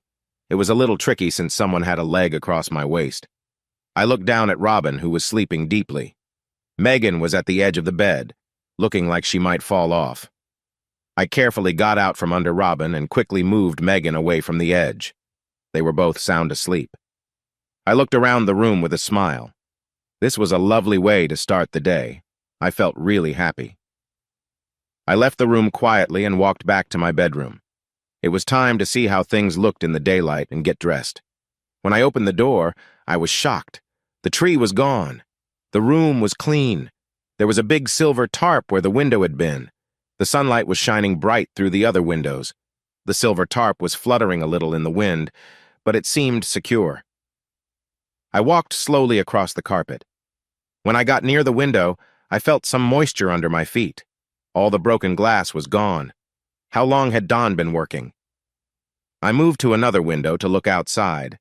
I expected a branch from the tree next to my bedroom, but I didn't expect the whole tree to be down. Carl had warned me about that old oak tree, but it looked so strong that I didn't agree to have it cut down. From the remains of the broken trunk, I saw that the whole tree had fallen on the house and crashed through my window. I also noticed saw marks. I thought I heard a chainsaw last night, but it was quick, and I thought it was just the storm. There were other sounds, too, which woke me for a moment, but I ignored them. No one would be working on a job at 4 in the morning. I marched down to Don's room to ask what was going on. I knocked on his door, but there was no reply. Carefully, I opened the door and peeked in. He was lying in bed looking like he was asleep. His hands and feet seemed a bit swollen. He rolled over and made a soft noise. I quietly left the room and closed the door. I returned to my room to clean up and change. After that, I needed coffee to clear my head. While sipping my second cup, I thought about my situation. There were 2 girls I didn't know well sleeping in my home, and 1 tired man. I enjoyed my time with Megan and Robin, but they were still almost strangers. I wanted to get to know them better. I think I was looking for a way to express my caring side. The only issue was that they were with their father, who I was unsure about. Did I like him? Could I learn to like him, or was he someone I could just accept? It felt a bit much for him to do all this work without asking me first. On one hand, it was nice that he was busy and working hard. But this is my home. Nothing should happen here without my approval. On the other hand, I was annoyed when he left me. Maybe he needed to do this for my house's safety. Don't get me wrong, having the mess cleaned up is great, but he should have discussed such a big job with me. I decided to set aside my thoughts about the repairs until I knew more. Megan and Robin had come here to go horseback riding. I felt grateful for their help. Don would likely be tired and sore all day, and I had 4 horses at the lodge. Time to check if the girls were awake. Robin was snoring with her feet resting on Megan's chest. It looked so cute. "Megan, Robin, it's time to wake up if you want to go riding." No reply. "Good morning, you 2. Maybe I was a bit too loud. Robin did a sort of flip off the bed, landed on her feet, and then plopped down. Megan rolled off the bed, almost hitting her head on the nightstand and landing with a thump. I heard a surprised shout from Don's room. There were groans coming from inside, and I think from the room next door, too. Megan sat up on the floor, rubbing her eyes. Robin jumped up and ran over to me, giving me a nice morning hug. It was sweet, but her breath reminded me that I should have made them brush their teeth after the chocolate cake last night. "Good morning, Maria," Megan said slowly as she stood up, scratching her head. It was clear she wasn't a morning person. "I thought I'd use some of your dad's food to make us breakfast. What do you want?" "We always have pancakes with sausage or French toast with sausage on Saturdays with Daddy. Robin replied. Okay, let's go for pancakes and sausage. Be sure to use Daddy's special syrup, Robin said. I felt a bit awkward about that comment, that I wasn't even sure how I felt about him. It's not homemade, is it? Megan wandered off to the bathroom. No, he just mixes regular syrup and real maple syrup. It tastes extra good. More groans came from the bathroom. Megan was definitely not a morning person. I could still hear noises next door, too. Robin, your dad is making some odd sounds. Let's go check on him. Okay? Robin led the way. She didn't knock, but just opened the door. Daddy, are you okay? He was lying flat on his back, covered up. Before Robin came in, I could hear him groaning. Now that we were in the room, he was quieter. Good morning, baby. I'm just a little sore. He looked at me and said, Good morning, Maria. Good morning, Don. Sorry to interrupt, but I heard you. You worked a lot last night. You must be feeling it. He looked a bit embarrassed by my comment. Robin, can you get me a couple of pain relievers from my bag and a glass of water from the bathroom, please? After that, I'm going to teach you how to say sorry properly when you make a mistake. Sure, Daddy. Did you make a mistake? You bet I did, honey. Maria, I apologize for not explaining how much work I planned. This is your home, and I shouldn't have acted without your permission. I truly regret my actions. Things could have gone wrong very easily. I had no right to proceed without your full understanding. I was surprised. I expected him to be more demanding, but he seemed genuinely sorry. I've got a problem, Maria. When something is broken, I feel like I need to fix it. He looked at me seriously. I carry tools with me wherever I go, just in case. I couldn't sleep last night worrying about that big tree leaning against your house. Big tree? Was it really that serious? I started to feel a bit nervous about it. The wind was moving it near your windows, and I was worried it could cause damage or slide and hit the outside wall. I'm really sorry. I should have talked to you about it. I didn't want to bother you, but it wouldn't have been smart to avoid a serious issue like that. He was good at saying sorry. Dad always wants to fix things, and he does it well, Robin said, looking at me with concern. I thought about Don's apology. He knew he should have talked to me first. I also considered his need to fix things. Maybe this need made him act in ways that ultimately looked out for me. It was time to be kind. Don, thank you for your help and your apology. You didn't wait for me to mention it, which makes it feel more genuine. Please, if you do any more work around here, check with me first, okay? He looked a bit embarrassed. Sorry, Maria, but when I was almost done last night, we lost power. I raised an eyebrow at him. And I have a backup generator that starts up on its own. It didn't turn on. I took a quick look and saw that the battery was dead. It was easy to fix. I just switched the battery from your tractor and it started right up. I'm sorry, he said all at once. I thought about the lights, heat, and water. Those wouldn't be working right now if he hadn't taken care of it. There are times to stick to my beliefs and times to let things slide. I had to admit that it was nice to have someone looking out for me. Well, Robin, what do you think we should do with him? She seemed to think hard for a moment. I would say no breakfast, but he looks hungry. How about I skip giving him friendly gestures for 2 days? Is that enough? That seems fair. Okay, Don, you are forgiven. Just don't let it happen again. Yes, ma'am, I won't let it happen again. How come I don't believe that? You really like to fix things, don't you? Yes, ma'am. I'm sorry, ma'am. You might want to think about getting some help, but that can wait until after breakfast. The girls want pancakes and sausage. I'll have it ready in about 40 minutes. So, get out of bed and come down, okay? Okay, and thanks for accepting my apology. You're welcome, Don. Thank you for fixing my house. I turned and left the room. As I walked out, I heard Don say, No friendly gestures for 2 days. You're tough, Robin. Oh no, I forgot to mention taking the girls riding. I'll talk about that at breakfast. I was glad that Maria had accepted my apology and wasn't too upset with me. Maybe I should have done it in private so she could have shared her feelings more openly. But I don't like to hide things from my kids. They can learn from my mistakes too. Robin helped me get out of bed and then encouraged me into the bathroom. She told me to freshen up and shower. Then she went back to her room to get dressed.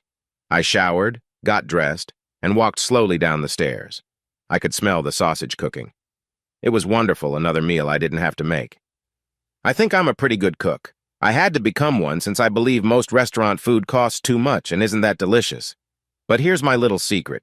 I dislike cooking, even though I enjoy eating tasty meals. I don't mind baking. It's regular meals that I'm not fond of. I walked into the kitchen. It smells great. Is there any coffee? It should smell nice since it's your homemade breakfast sausage, Maria said, emphasizing homemade. Yep, I have a backyard where I raise pigs. The meat there comes from Emily. She won me a prize at the county fair. It should taste really good. Maria looked surprised and stared at the frying pan, silently repeating the name Emily.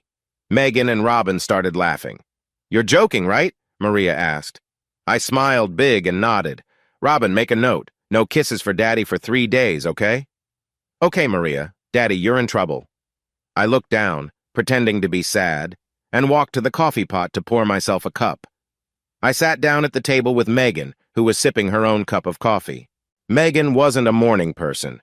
It had been so tough that starting when she was 12, my ex-wife and I would give her either a cup of hot chocolate or coffee with a lot of cream and sugar in the morning.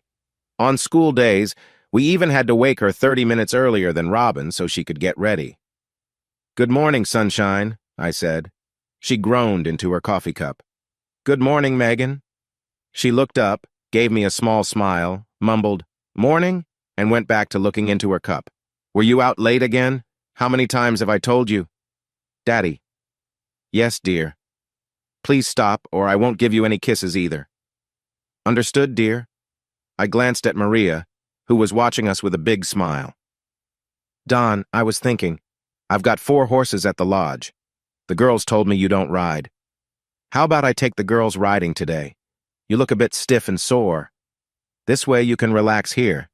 Does that sound good? That works for me, Maria. But we've already stayed one night. Don't you want us to leave? Oh no, I'm having fun. I really enjoy your company.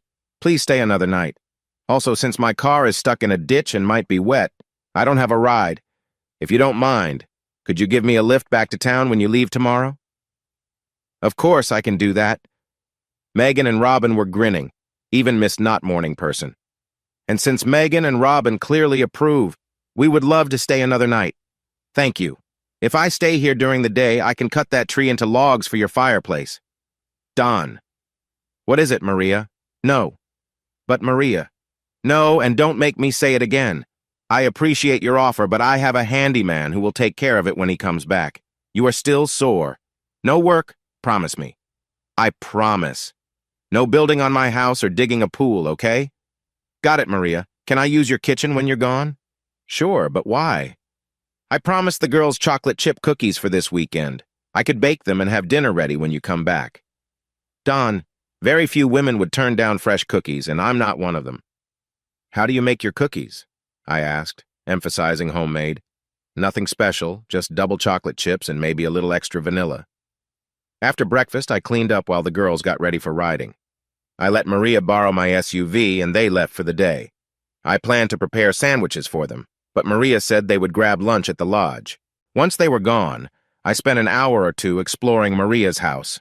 It was quite big, with a kitchen, family room, entertainment area, game room, a room with plants, a gym in the basement with a lap pool, and a den. I might not have found everything. Next, I read for a while, made myself lunch, and started baking cookies. I would set up for dinner once I finished. When I got to the stables, I talked with Nancy, the lead instructor and stable owner. I asked her about the girls' riding skills. She thought my horses were a bit too energetic for them. Because of the storm, many people canceled their trips this weekend, so the girls could choose their favorite horses. We went on a 2-hour ride and then had lunch. We walked a bit to stretch our legs, then rode again on different horses. Most of our conversations were me giving the girls tips. I also showed them some special spots that visitors usually don't see. With tired legs, we returned home to the smell of fresh cookies. I could get used to this. We were a little dusty from riding, but we stopped in the kitchen for cookies and milk. What's for dinner, Daddy? Robin asked. Turkey and dumplings, and I'm making cornbread, too. I thought you were going to make hamburgers and fries, Megan said. Maybe tomorrow for lunch before we head home. You always eat too many fries. I want you to have something healthier. But your French fries are so tasty. That's enough chatter. You're making Maria's kitchen feel stuffy. Go take a shower. Dawn, can I invite your girls over for a little movie night tonight? We have pecan pie, chocolate cake, a bunch of ice cream, and now your cookies too.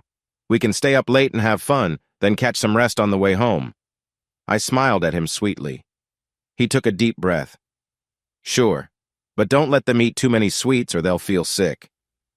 Feeling sick is part of the fun. The girls and I went upstairs to freshen up. After showering, I put on some perfume and shared a bit with the girls to tease their dad. He held my chair for me when I sat down, and I noticed him take a couple of deep breaths. I felt quietly happy. Daddy, do we smell nice now? Robin asked. You all smell like lovely flowers. We enjoyed a great meal together. The girls and I talked about the movies I brought and picked the order to watch them. Megan, Robin, and I cleaned up the kitchen because I insisted on it. Dawn had cooked this time, so it was our turn to tidy up.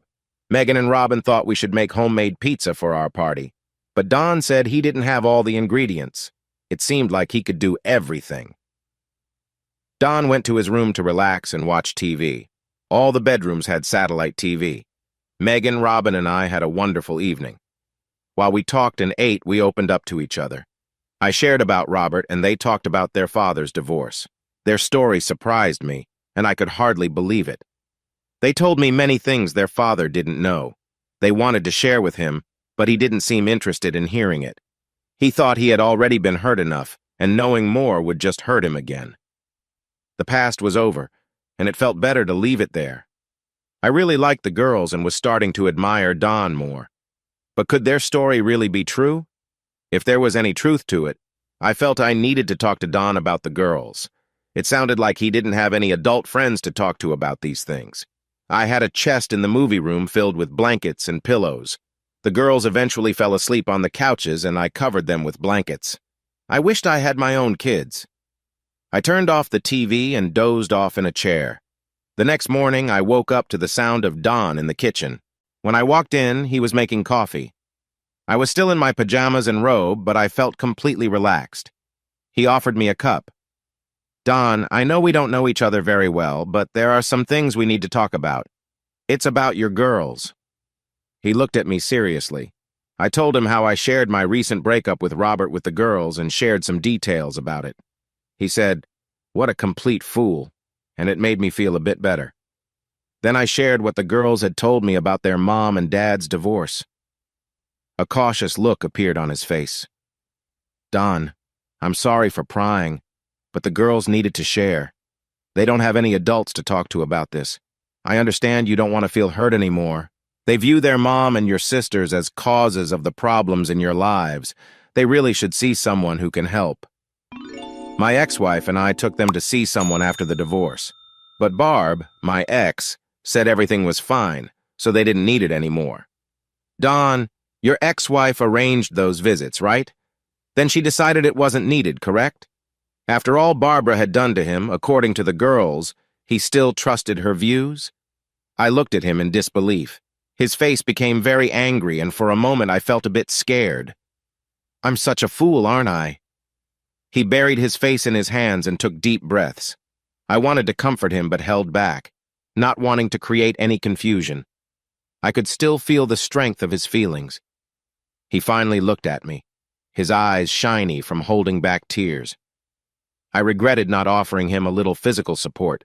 This was a man who had done so much for me. I've been a bad father. I haven't spoken with them about the divorce.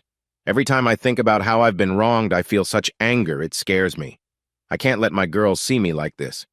But how did I not notice they needed help? According to the girls, you're a great dad.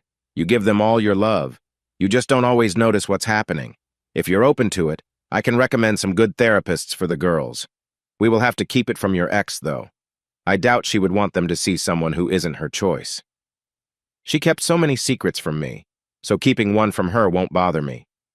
I do worry that asking the girls to keep this secret will put pressure on them. But I feel like I have no other option right now. Thank you for your help. What I saw was a caring father, which made me feel uneasy about the warning Robert had given me about trusting others. Don, have you thought about seeing a therapist yourself? I asked gently. Thought about it. I've already been to one, and I still go once a month. I find it hard to speak with her without feeling overwhelmed.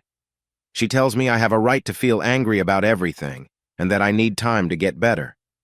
Since I still talk to Barbara about the kids, I'm reminded of everything she did. So every month we check if I can talk without losing my cool. She believes I need some new joy in my life to balance the pain. I have plenty of joy with my girls, but she says that's not enough. She argues that everything good in my life, except for the girls, has been taken away by my loyal partner, caring family and friends, a steady job, and financial security. Well, I'm working on the money part, but my last boss made it tough for me in my field.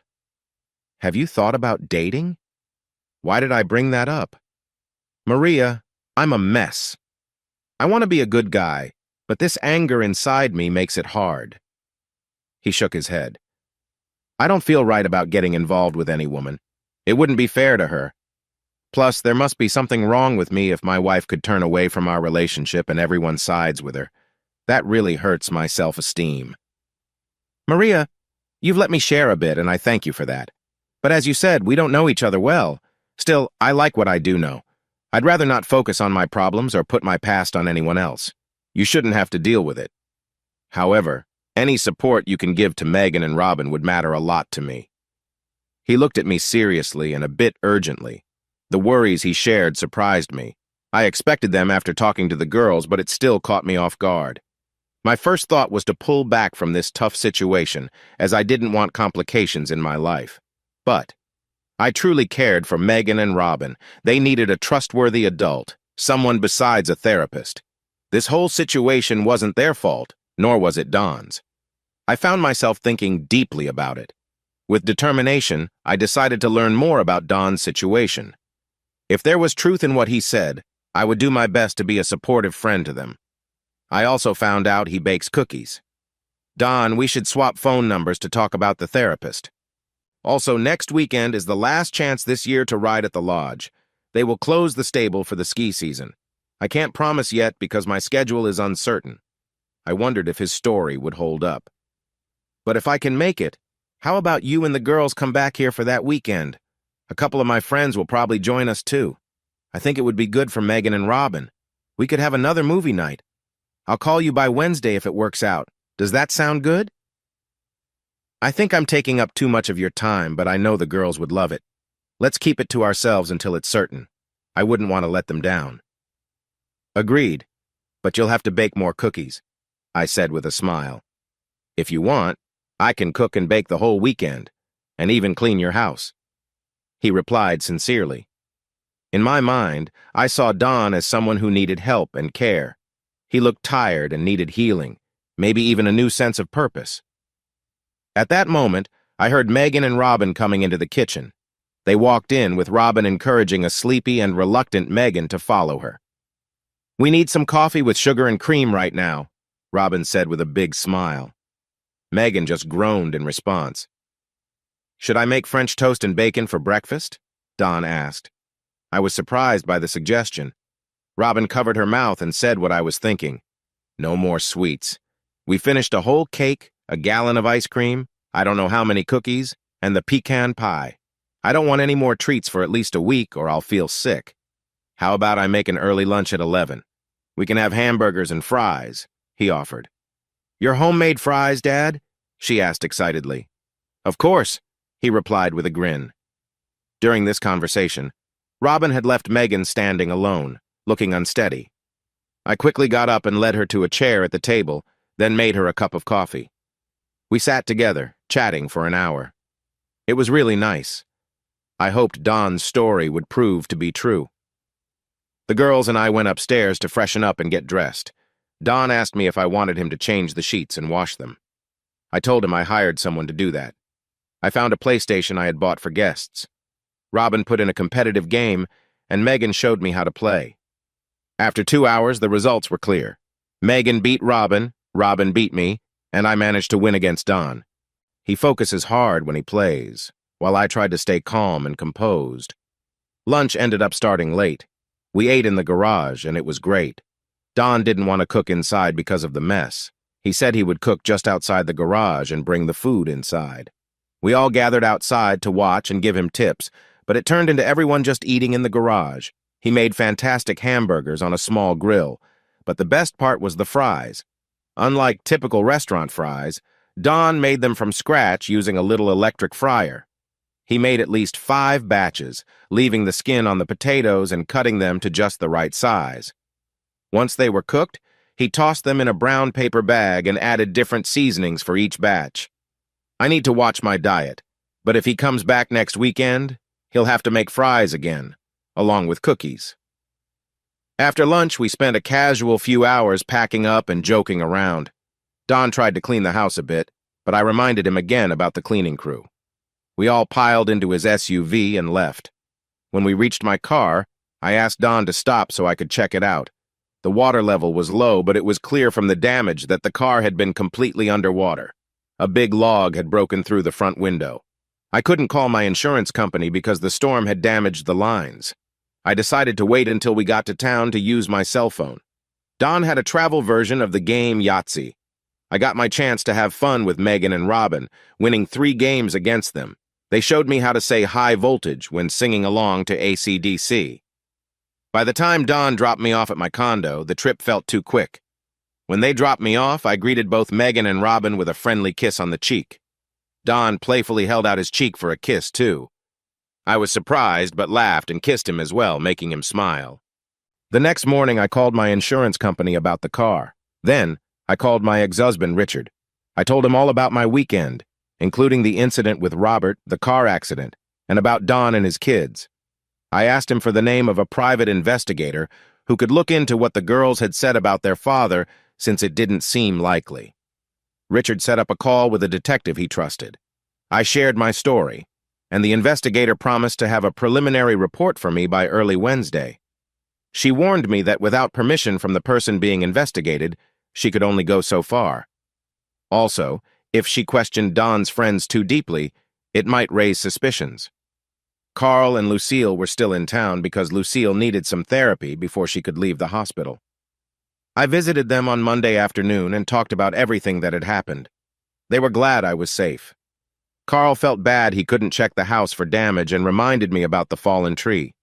He worried that someone might use his tools without asking, but he understood. I reassured him that Don had cleaned up. From the hospital, Carl called some home repair professionals he knew for me. They promised to assess the damage on Tuesday and give an estimate. I told them I didn't care about the costs. I just wanted the repairs done fast. I even offered a bonus if they could finish by Friday morning. Since the broken window was a standard size, they said getting a replacement should be easy. I also contacted the cleaning crew to make sure the repair workers could get into my home. Carl also reached out to some retired loggers who could use some extra work. They agreed to chop up the fallen tree. I didn't want Don to have to handle that himself, as I worried he might feel obligated to take care of it. On Tuesday, I called a few close girlfriends who owed me favors. As a former model, I had a number of friends who fit the description of trophy wives. Some of them were not as lucky as I was to marry a good man like Richard. Many ended up with successful husbands who had difficult personalities and often looked for younger partners. Others found themselves with partners who wasted their hard-earned money. Since I had done well financially, I saw no reason not to help them out. I helped a few return to school and encouraged others to start their own businesses. Now, it was time for me to ask for some help.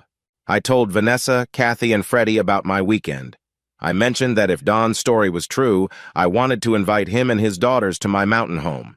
I asked for their thoughts and advice about the family. I shared how I enjoyed the weekend with Don and his girls and felt thankful for their support. While they playfully teased me about possibly liking someone new, they were excited to help. That Wednesday morning, I got the detective's early report. She still needed to confirm a few details, but there was no evidence against what Megan and Robin had said. The private investigator noted that everything was looking good, with plenty of evidence suggesting Don had been treated wrongly. Her findings made me feel sad for him. That afternoon, I called Don to invite him and his daughters for the weekend.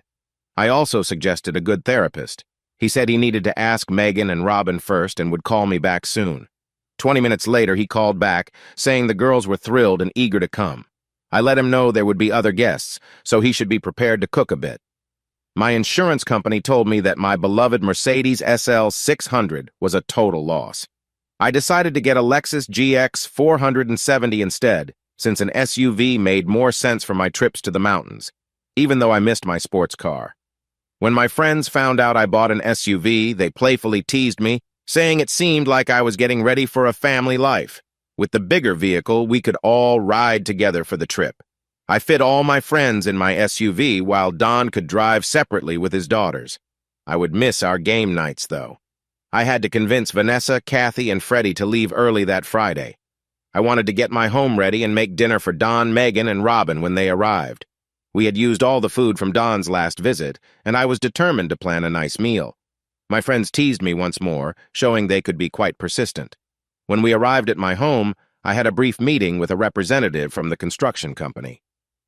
They were fixing the roof and wall above the window, and there were some serious issues with the structure below the window frame. A stone mason had been called to help with the repairs. He had everything organized for my insurance company. I asked him what he thought about Don's quick reaction to the fallen tree and how he fixed things. He mentioned that it was hard to tell for sure, but he would never leave a big tree leaning against his house for more than a few hours. A storm made it harder to remove the tree and made the repairs more urgent. He thought the patch job looked decent for someone working only from inside the house. I guess I had less to complain about regarding Don. While I held back my criticism, Kathy, Vanessa, and Freddie were a bit sharper with their comments aimed at me. I had to stay close to one of the security panels so I could let Don into the front gate. They kept making remarks like, "Did I just hear something?" Or, "Maybe the speaker or microphone is broken. You should wait by the gate." Finally, Don, Megan, and Robin arrived early. I went out to let them into the garage and help them unload. Don had 2 large coolers on the roof of his SUV. Megan and Robin jumped out and rushed to me, calling my name, and I ran to them too. We shared a warm hug. Don came over, holding 2 bags. "Maria, thank you for your kind invitation. Megan and Robin had such a great time last weekend that they were really looking forward to this visit. Worried you might cancel," he said.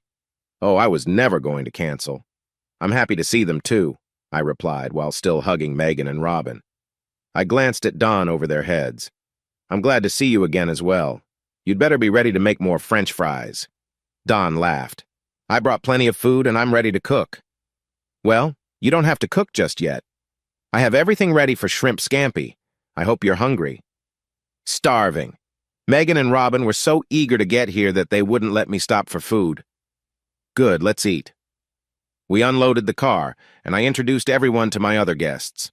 Vanessa had dark brown hair, Kathy was a redhead, and Freddie was blonde. I had never seen so many wonderful people in one room, but to me, Maria still stood out the most. Freddie asked, "Nice to meet you, Don. Do you ride too?" "I haven't ridden in years, and even then I wasn't very good." Seeing that my friends were busy talking to Maria, she looked me over slowly, from my feet to my head. "Maybe you just need some proper lessons and a new horse." She looked directly into my eyes, and even though I'm not easily embarrassed, I felt my cheeks heat up. Kathy chimed in, "Look, he's blushing. He's—" "Oh, Don, we're going to have so much fun with you. I should take the girls' things to their room. Please excuse me."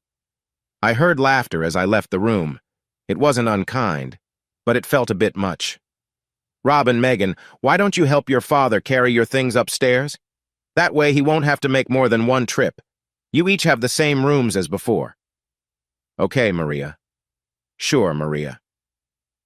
They both hurried off to follow their father. I turned to my friends. "What are you all doing? I told you some of his background. He hasn't been with anyone in over 2 years. Even when he was married, he never had lively company like you 3. "Relax, Maria. It's good for him. From what you said, his ex-wife wasn't very nice to him. We talked and decided to cheer him up. He seems like a nice guy, and he isn't hard to look at. If he's been through so much, he deserves a little fun. I want to bring some joy into his life." Kathy gave me a playful look at the end of her words. "You always want to have fun." "I love good times, so what? But I'm careful about who I pick. He's genuinely nice and still healing. Helping him feel better will be my good deed for the year." I felt shy about bringing up something else. "Oh, look who's blushing," Vanessa joked. Don and the girls returned, and we all sat down to eat. Maybe we should have used the dining room, but I've always preferred eating in the kitchen. Maria, I have big news. Daddy made 2 of the pies. I could almost hear a drum roll right before Robin said, "The pies." "Oh, and what is so special about the pies?" Vanessa asked, clearly interested. "They are the best pies ever.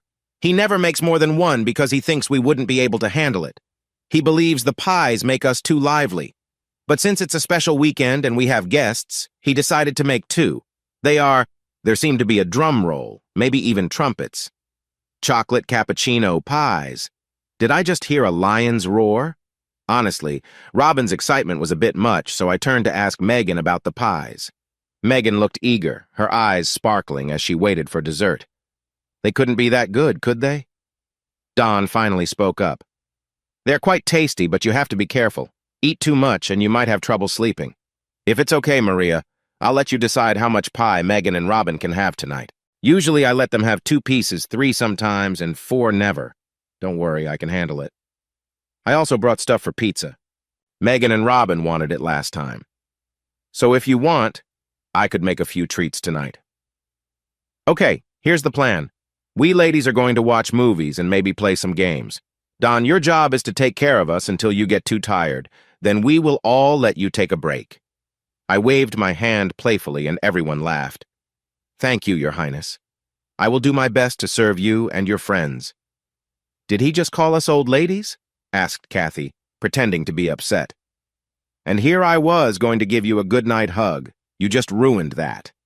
Megan said, No, don't upset him before we get the pie. I did that once, and I only got 1 piece. I still remember." "You were joking. But if it makes you feel better, besides cookies, I also plan on making a cake tomorrow." I smiled with excitement. I looked at Megan and Robin, who both had shiny eyes. Megan was quietly whispering. I leaned closer to hear. "The cake, the pie in 1 weekend. This has never happened before. Is the world ending?" They were silly. I was starting to feel nervous about this weekend. Megan and Robin like to exaggerate. I just make a simple triple-layer chocolate cake and they call it the cake. I didn't get what was so special about the pie, but a homemade triple-layer chocolate cake made sense to me. I could not help but smile. I looked at Kathy and Freddie. They both loved chocolate and were mimicking Megan and Robin, eyes wide with excitement. Don spoke again. "About the pizzas I'll make tonight. Is anyone a vegetarian? I have onions, banana peppers, sausage, pepperoni, green peppers, mushrooms, black olives, pineapple, and ham. What do you want?" Freddie liked that Don asked about vegetarian options. We ordered 1 all-vegetable pizza and 1 with everything, leaving out the green peppers and olives. I was ready to bring out dessert, as I had plenty of ice cream left from last weekend. But Don beat me to it and brought out a cherry blueberry pie that looked delicious. We girls went to the movie room while Don cleaned up the kitchen. We were too full to play any games, so we settled in to watch our first movie. Near the end, Don brought in the pie. The first piece was fine. I didn't see what was so special about it. I said this to Megan and Robin, and they just giggled at me. I decided to have a second piece. Good thing Don was already bringing it in. Halfway through the second piece, I was totally hooked. I enjoyed every last bite. Vanessa, who didn't like chocolate, spoke up. "Could you bring us a third piece of pie, please?" "I'm not sure if that's a good idea, Vanessa. Maybe you all should wait a bit," Kathy suggested. Freddie just mumbled. Vanessa leaned over to Don and whispered something that made him turn a little red. "I'll be back soon with more pie," he said. Don returned with more pie, keeping a polite distance from Vanessa, who wore a happy smile. The pie had us all full of energy. We decided to play some video games, but the console only allowed 2 players at a time, so we moved to the game room. After several rounds of ping-pong, we were starting to relax. Just then, Don appeared with pizzas. I wondered if he liked curvier women. The pizzas were great, especially with his homemade root beer. My friends started to look at Don with appreciation. Maybe bringing them along wasn't such a good idea. We went back to the movie room for the rest of the night. Don wished us all good night and headed upstairs. During the third movie, with Megan and Robin asleep, I noticed that Kathy and Freddie were missing. Vanessa and I found them on the stairs, talking quietly. "After all Don did, I want to check on him. said Kathy. No, don't worry. You were really enjoying that movie. I'll check on Don, replied Freddie. You just want to see him because of the pie, Kathy said. No, I don't. I think he deserves some kindness after everything. You keep Megan and Robin downstairs, and I'll handle it. Oh. I realized I was feeling upset, my hands tightening unconsciously. Oh, Maria, Vanessa, we didn't see you there. Their attention turned to Vanessa, and I saw her making lively gestures behind me.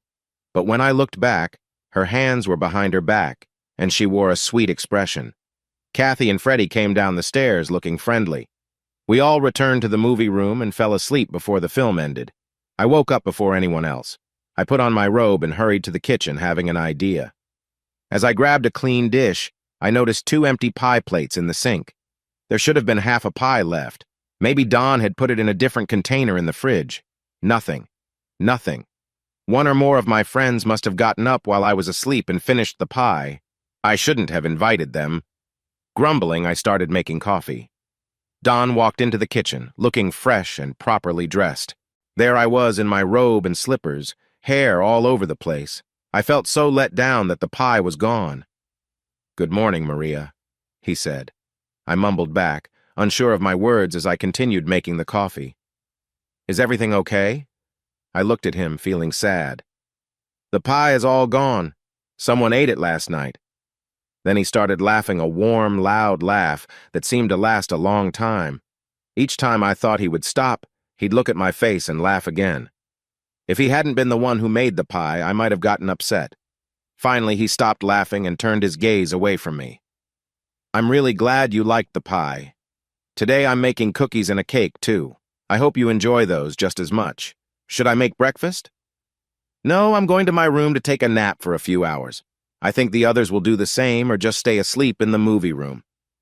I grumbled about friends who finish all the good snacks and how guys often don't understand a woman's love for sweets as I walked upstairs. Don could have the coffee. I don't think he noticed I added some pepper before I started the coffee maker. Let's see how he likes that. Almost 3 hours later, I went back down to the kitchen. I could hear voices before I entered. When I walked in, I was surprised. My 3 good friends who had been in pajamas last night were now in nice clothes. Their hair was tidy, and they had even put on some makeup. They looked great. I expected this from Kathy and maybe Freddie, but Vanessa too. Everyone looked up when I arrived. I was still in jeans, ready for a day of riding. They were all sitting at the table, and I took my usual seat. Dawn looked a bit red in the face, while Megan had her head in her coffee cup. I hoped Dawn made a fresh pot. If not, maybe it would help Megan wake up. Robin's eyes shone with excitement as she looked from one friend to another, then back to her dad. She had a big smile on her face. Her chair was right next to mine. She leaned over and gave me a warm, good-morning hug. It was nice, and I returned it with a gentle pat on her head. "Morning, Maria. Morning, Pumpkin." The others in the room greeted me too. Don gave me a somewhat worried look. Seeing how my friends were dressed, I had an idea. "Don, you're planning to make hamburgers and fries for lunch, right?" "Yes, just like last weekend." "Why don't we eat outside again? It was fun last time." "It's warmer today than last Sunday." He noticed my friends' outfits and seemed curious. I answered his unspoken question. "Oh, they won't mind changing. They have to anyway since we are all going riding today." His face brightened at my response. "Okay, Maria, it's getting late. How about lunch in 40 minutes? That'll give everyone time to change, especially Megan." Megan just groaned, and everyone laughed. "That sounds good, Don." I encouraged everyone to get up. Vanessa helped Megan stand from her chair. My good friends, Kathy and Freddie, walked by Don's chair, and I saw him take a deep breath. As they passed my chair, I gave them a firm look, but they didn't seem to notice. I could smell their strong perfume as they passed by, a bit too much for a morning outing. "Oh, Freddie," Don suddenly said. Freddie turned around, surprise and a little hope on her face. "Yes, Don. Since you're a vegetarian, I thought I could make you a grilled cheese sandwich or barbecue some shrimp. Which would you prefer, or both?" "Don, a grilled cheese sandwich would be wonderful." She smiled. It was just a sandwich, but she seemed so excited. "Great! I've got some homemade sourdough bread, Swiss cheese, and maybe a bit of onion, and of course a cup of tomato soup. Does that sound good? That sounded better than one of Don's hamburgers. Don, that sounds great. Thank you for thinking of me. She smiled again. Kathy and Vanessa both showed interest in trying the grilled cheese sandwich, too. Don said he would make some extra so we could each have a half if we wanted. My friends turned back towards the kitchen door, and I followed them to the great room. I wanted to make sure they wouldn't return and interrupt Don until they were fully dressed. Vanessa was having some trouble helping Megan. She finally asked Kathy for assistance, and together they carried Megan up the stairs and down the hall. I noticed that once she was lifted, Megan seemed to fall asleep. Being her mother was going to be a challenge. Feeling a bit flustered, I went back to Don. I needed to talk to him and help get ready for lunch. We discussed the therapist I had found for the girls. The therapist agreed to meet with Megan and Robin on Wednesday evenings. The girls had started spending that night with Don. This schedule would make it easier to keep the secret from Barbara if they could meet on Wednesdays. Don thanked me for my help, and then asked me for another favor, looking a bit shy. Maria, the girls really like you, even though they've only known you for a short time. I was wondering if just for the first night. He hesitated. If you could come with us to see the therapist. You could talk to them and ease their worries about the visit. Afterward, if you don't mind, you could talk to them about how it went. I might not be the best person for that. It would really help me. I felt happy at his request. I had wanted to come along but wasn't sure if it was okay for me to interfere too much in their lives. I kept my excitement in check. Don, I would be glad to help. I really like your girls too. If you give me your address later, I will meet you an hour before the session. Thanks, Maria. I really appreciate it. For some reason, that conversation made things a bit awkward between us, and we struggled to talk for a moment. Finally, Don broke the silence. I have some good news this week. It might not be much, but it could be something positive. He talked as if he wasn't sure anything good would really happen. Oh, what is it? I tried to sound interested. After my last job, I had a hard time getting work in programming around here. I haven't received any responses to my job applications. Last week, a recruiter contacted me. He said there were a couple of job opportunities. They are both secretive roles. One company works with financial programs, and the other is connected to government work. So, I had to sign a form allowing them to check my background. Like I said, probably nothing will come of it, but it would be nice, he said with a hint of hope in his voice. I thought about Richard, my ex. I knew he wanted to protect me, but raising Don's hopes, even a little, worried me. I planned to call Richard later to talk about things. Oh, I hope you get it. You deserve some good luck, Don. He was busy preparing lunch, talking softly to himself, not realizing I could hear him. I think I've had a lot of good luck ever since your accident and I met you. I felt myself blush, and it was good that his back was to me. I hurried out of the kitchen with some plates. As expected, Don's lunch turned out well. Everyone was excited for him. After we ate, Robin spoke up. You know, there should be some pie left. We could all have a piece. That would give us energy for riding. She looked around, thinking she had a great idea. I glanced at my three friends. They were avoiding eye contact with me and Robin. Robin, I'm sorry, but I checked this morning, and it was all gone. All gone! Megan and Robin exclaimed.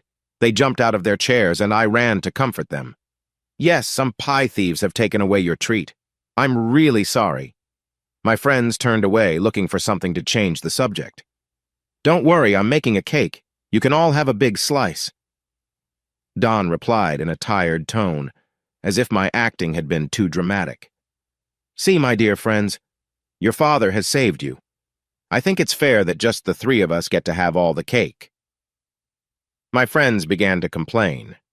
Robin said, No, Maria, that would be too nice. We should only give them one small piece of cake. That way, they'll know what they're missing, and it will bother them even more. Robin used a playful English accent again, earning laughter from everyone. Don told us to stop joking. You're wasting time. I'll handle the cleanup. You better get going if you want to fit in that afternoon ride, I teased him with a smile. While Don stayed home to bake, the rest of us hopped in my new SUV to head to the lodge. Kathy kept teasing me, saying it was great that I bought such a nice big family car so everyone could join in. We drove for a while, and I said goodbye to my horses. I didn't see them much during winter. They were going to a stable in a lower area until spring. Winter was my time for skiing. As we drove, I learned that both Megan and Robin could ski a little, but their dad had never tried. I decided that needed to change. He shouldn't stay home all the time. I also figured I should get Megan and Robin their own ski gear. I worried that rented equipment might lead to accidents. Don might complain about spending money, but I wasn't willing to risk my girls' safety. Next year, I also thought I should get them their own saddles. Just like the last time we visited, we came home to delightful smells in the kitchen. On the table sat a big chocolate cake. "Dad, you've never made one this big before," Megan said in surprise. "I usually make a smaller round cake, but with all you chocolate lovers, I decided to try something bigger." He reminded us that the cake was for after dinner, of course. Don, being cautious, only allowed us to have 3 cookies each before sending us off to shower. I grabbed a handful of cookies on my way out and shared them with everyone. Don playfully called out, "You're dropping crumbs on the floor." He always worries too much, maybe I should change that. We returned for dinner where Don served shrimp cocktail, pasta with garlic and olive oil, fresh bread from the oven, sautéed mushrooms, and Italian sausage. It felt like he was trying to spoil us with so much food. After dinner, we moved to the movie room to get some energy out, but before long, we all dozed off. Vanessa, who owns a big spa with a gym, was a bit upset about gaining weight. Kathy and Freddie joked about wanting Don to be a dad, but they made sure to keep it light while Megan and Robin were out of the room. We watched movies, enjoyed cake, cookies, and ice cream, and talked about how to convince Don to keep cooking for us. Eventually, we fell asleep once more. It was a wonderful day. The next morning, we woke up to a thick blanket of snow outside. We hadn't noticed the weather changing. After checking the forecast, we learned that the snow would stick around for at least 2 days. The tractor wasn't working, but Don pointed out a large snowblower in the garage and insisted on using it. I think he just wanted to try out a new tool. Since he was being so cheerful about it, I decided to let him go ahead. Vanessa and I decided to watch him for a while to see if he needed any help. The snowblower was stuck, blocked by a broken tractor so it couldn't be moved easily. Don walked over, crouched down, and lifted it up without much trouble.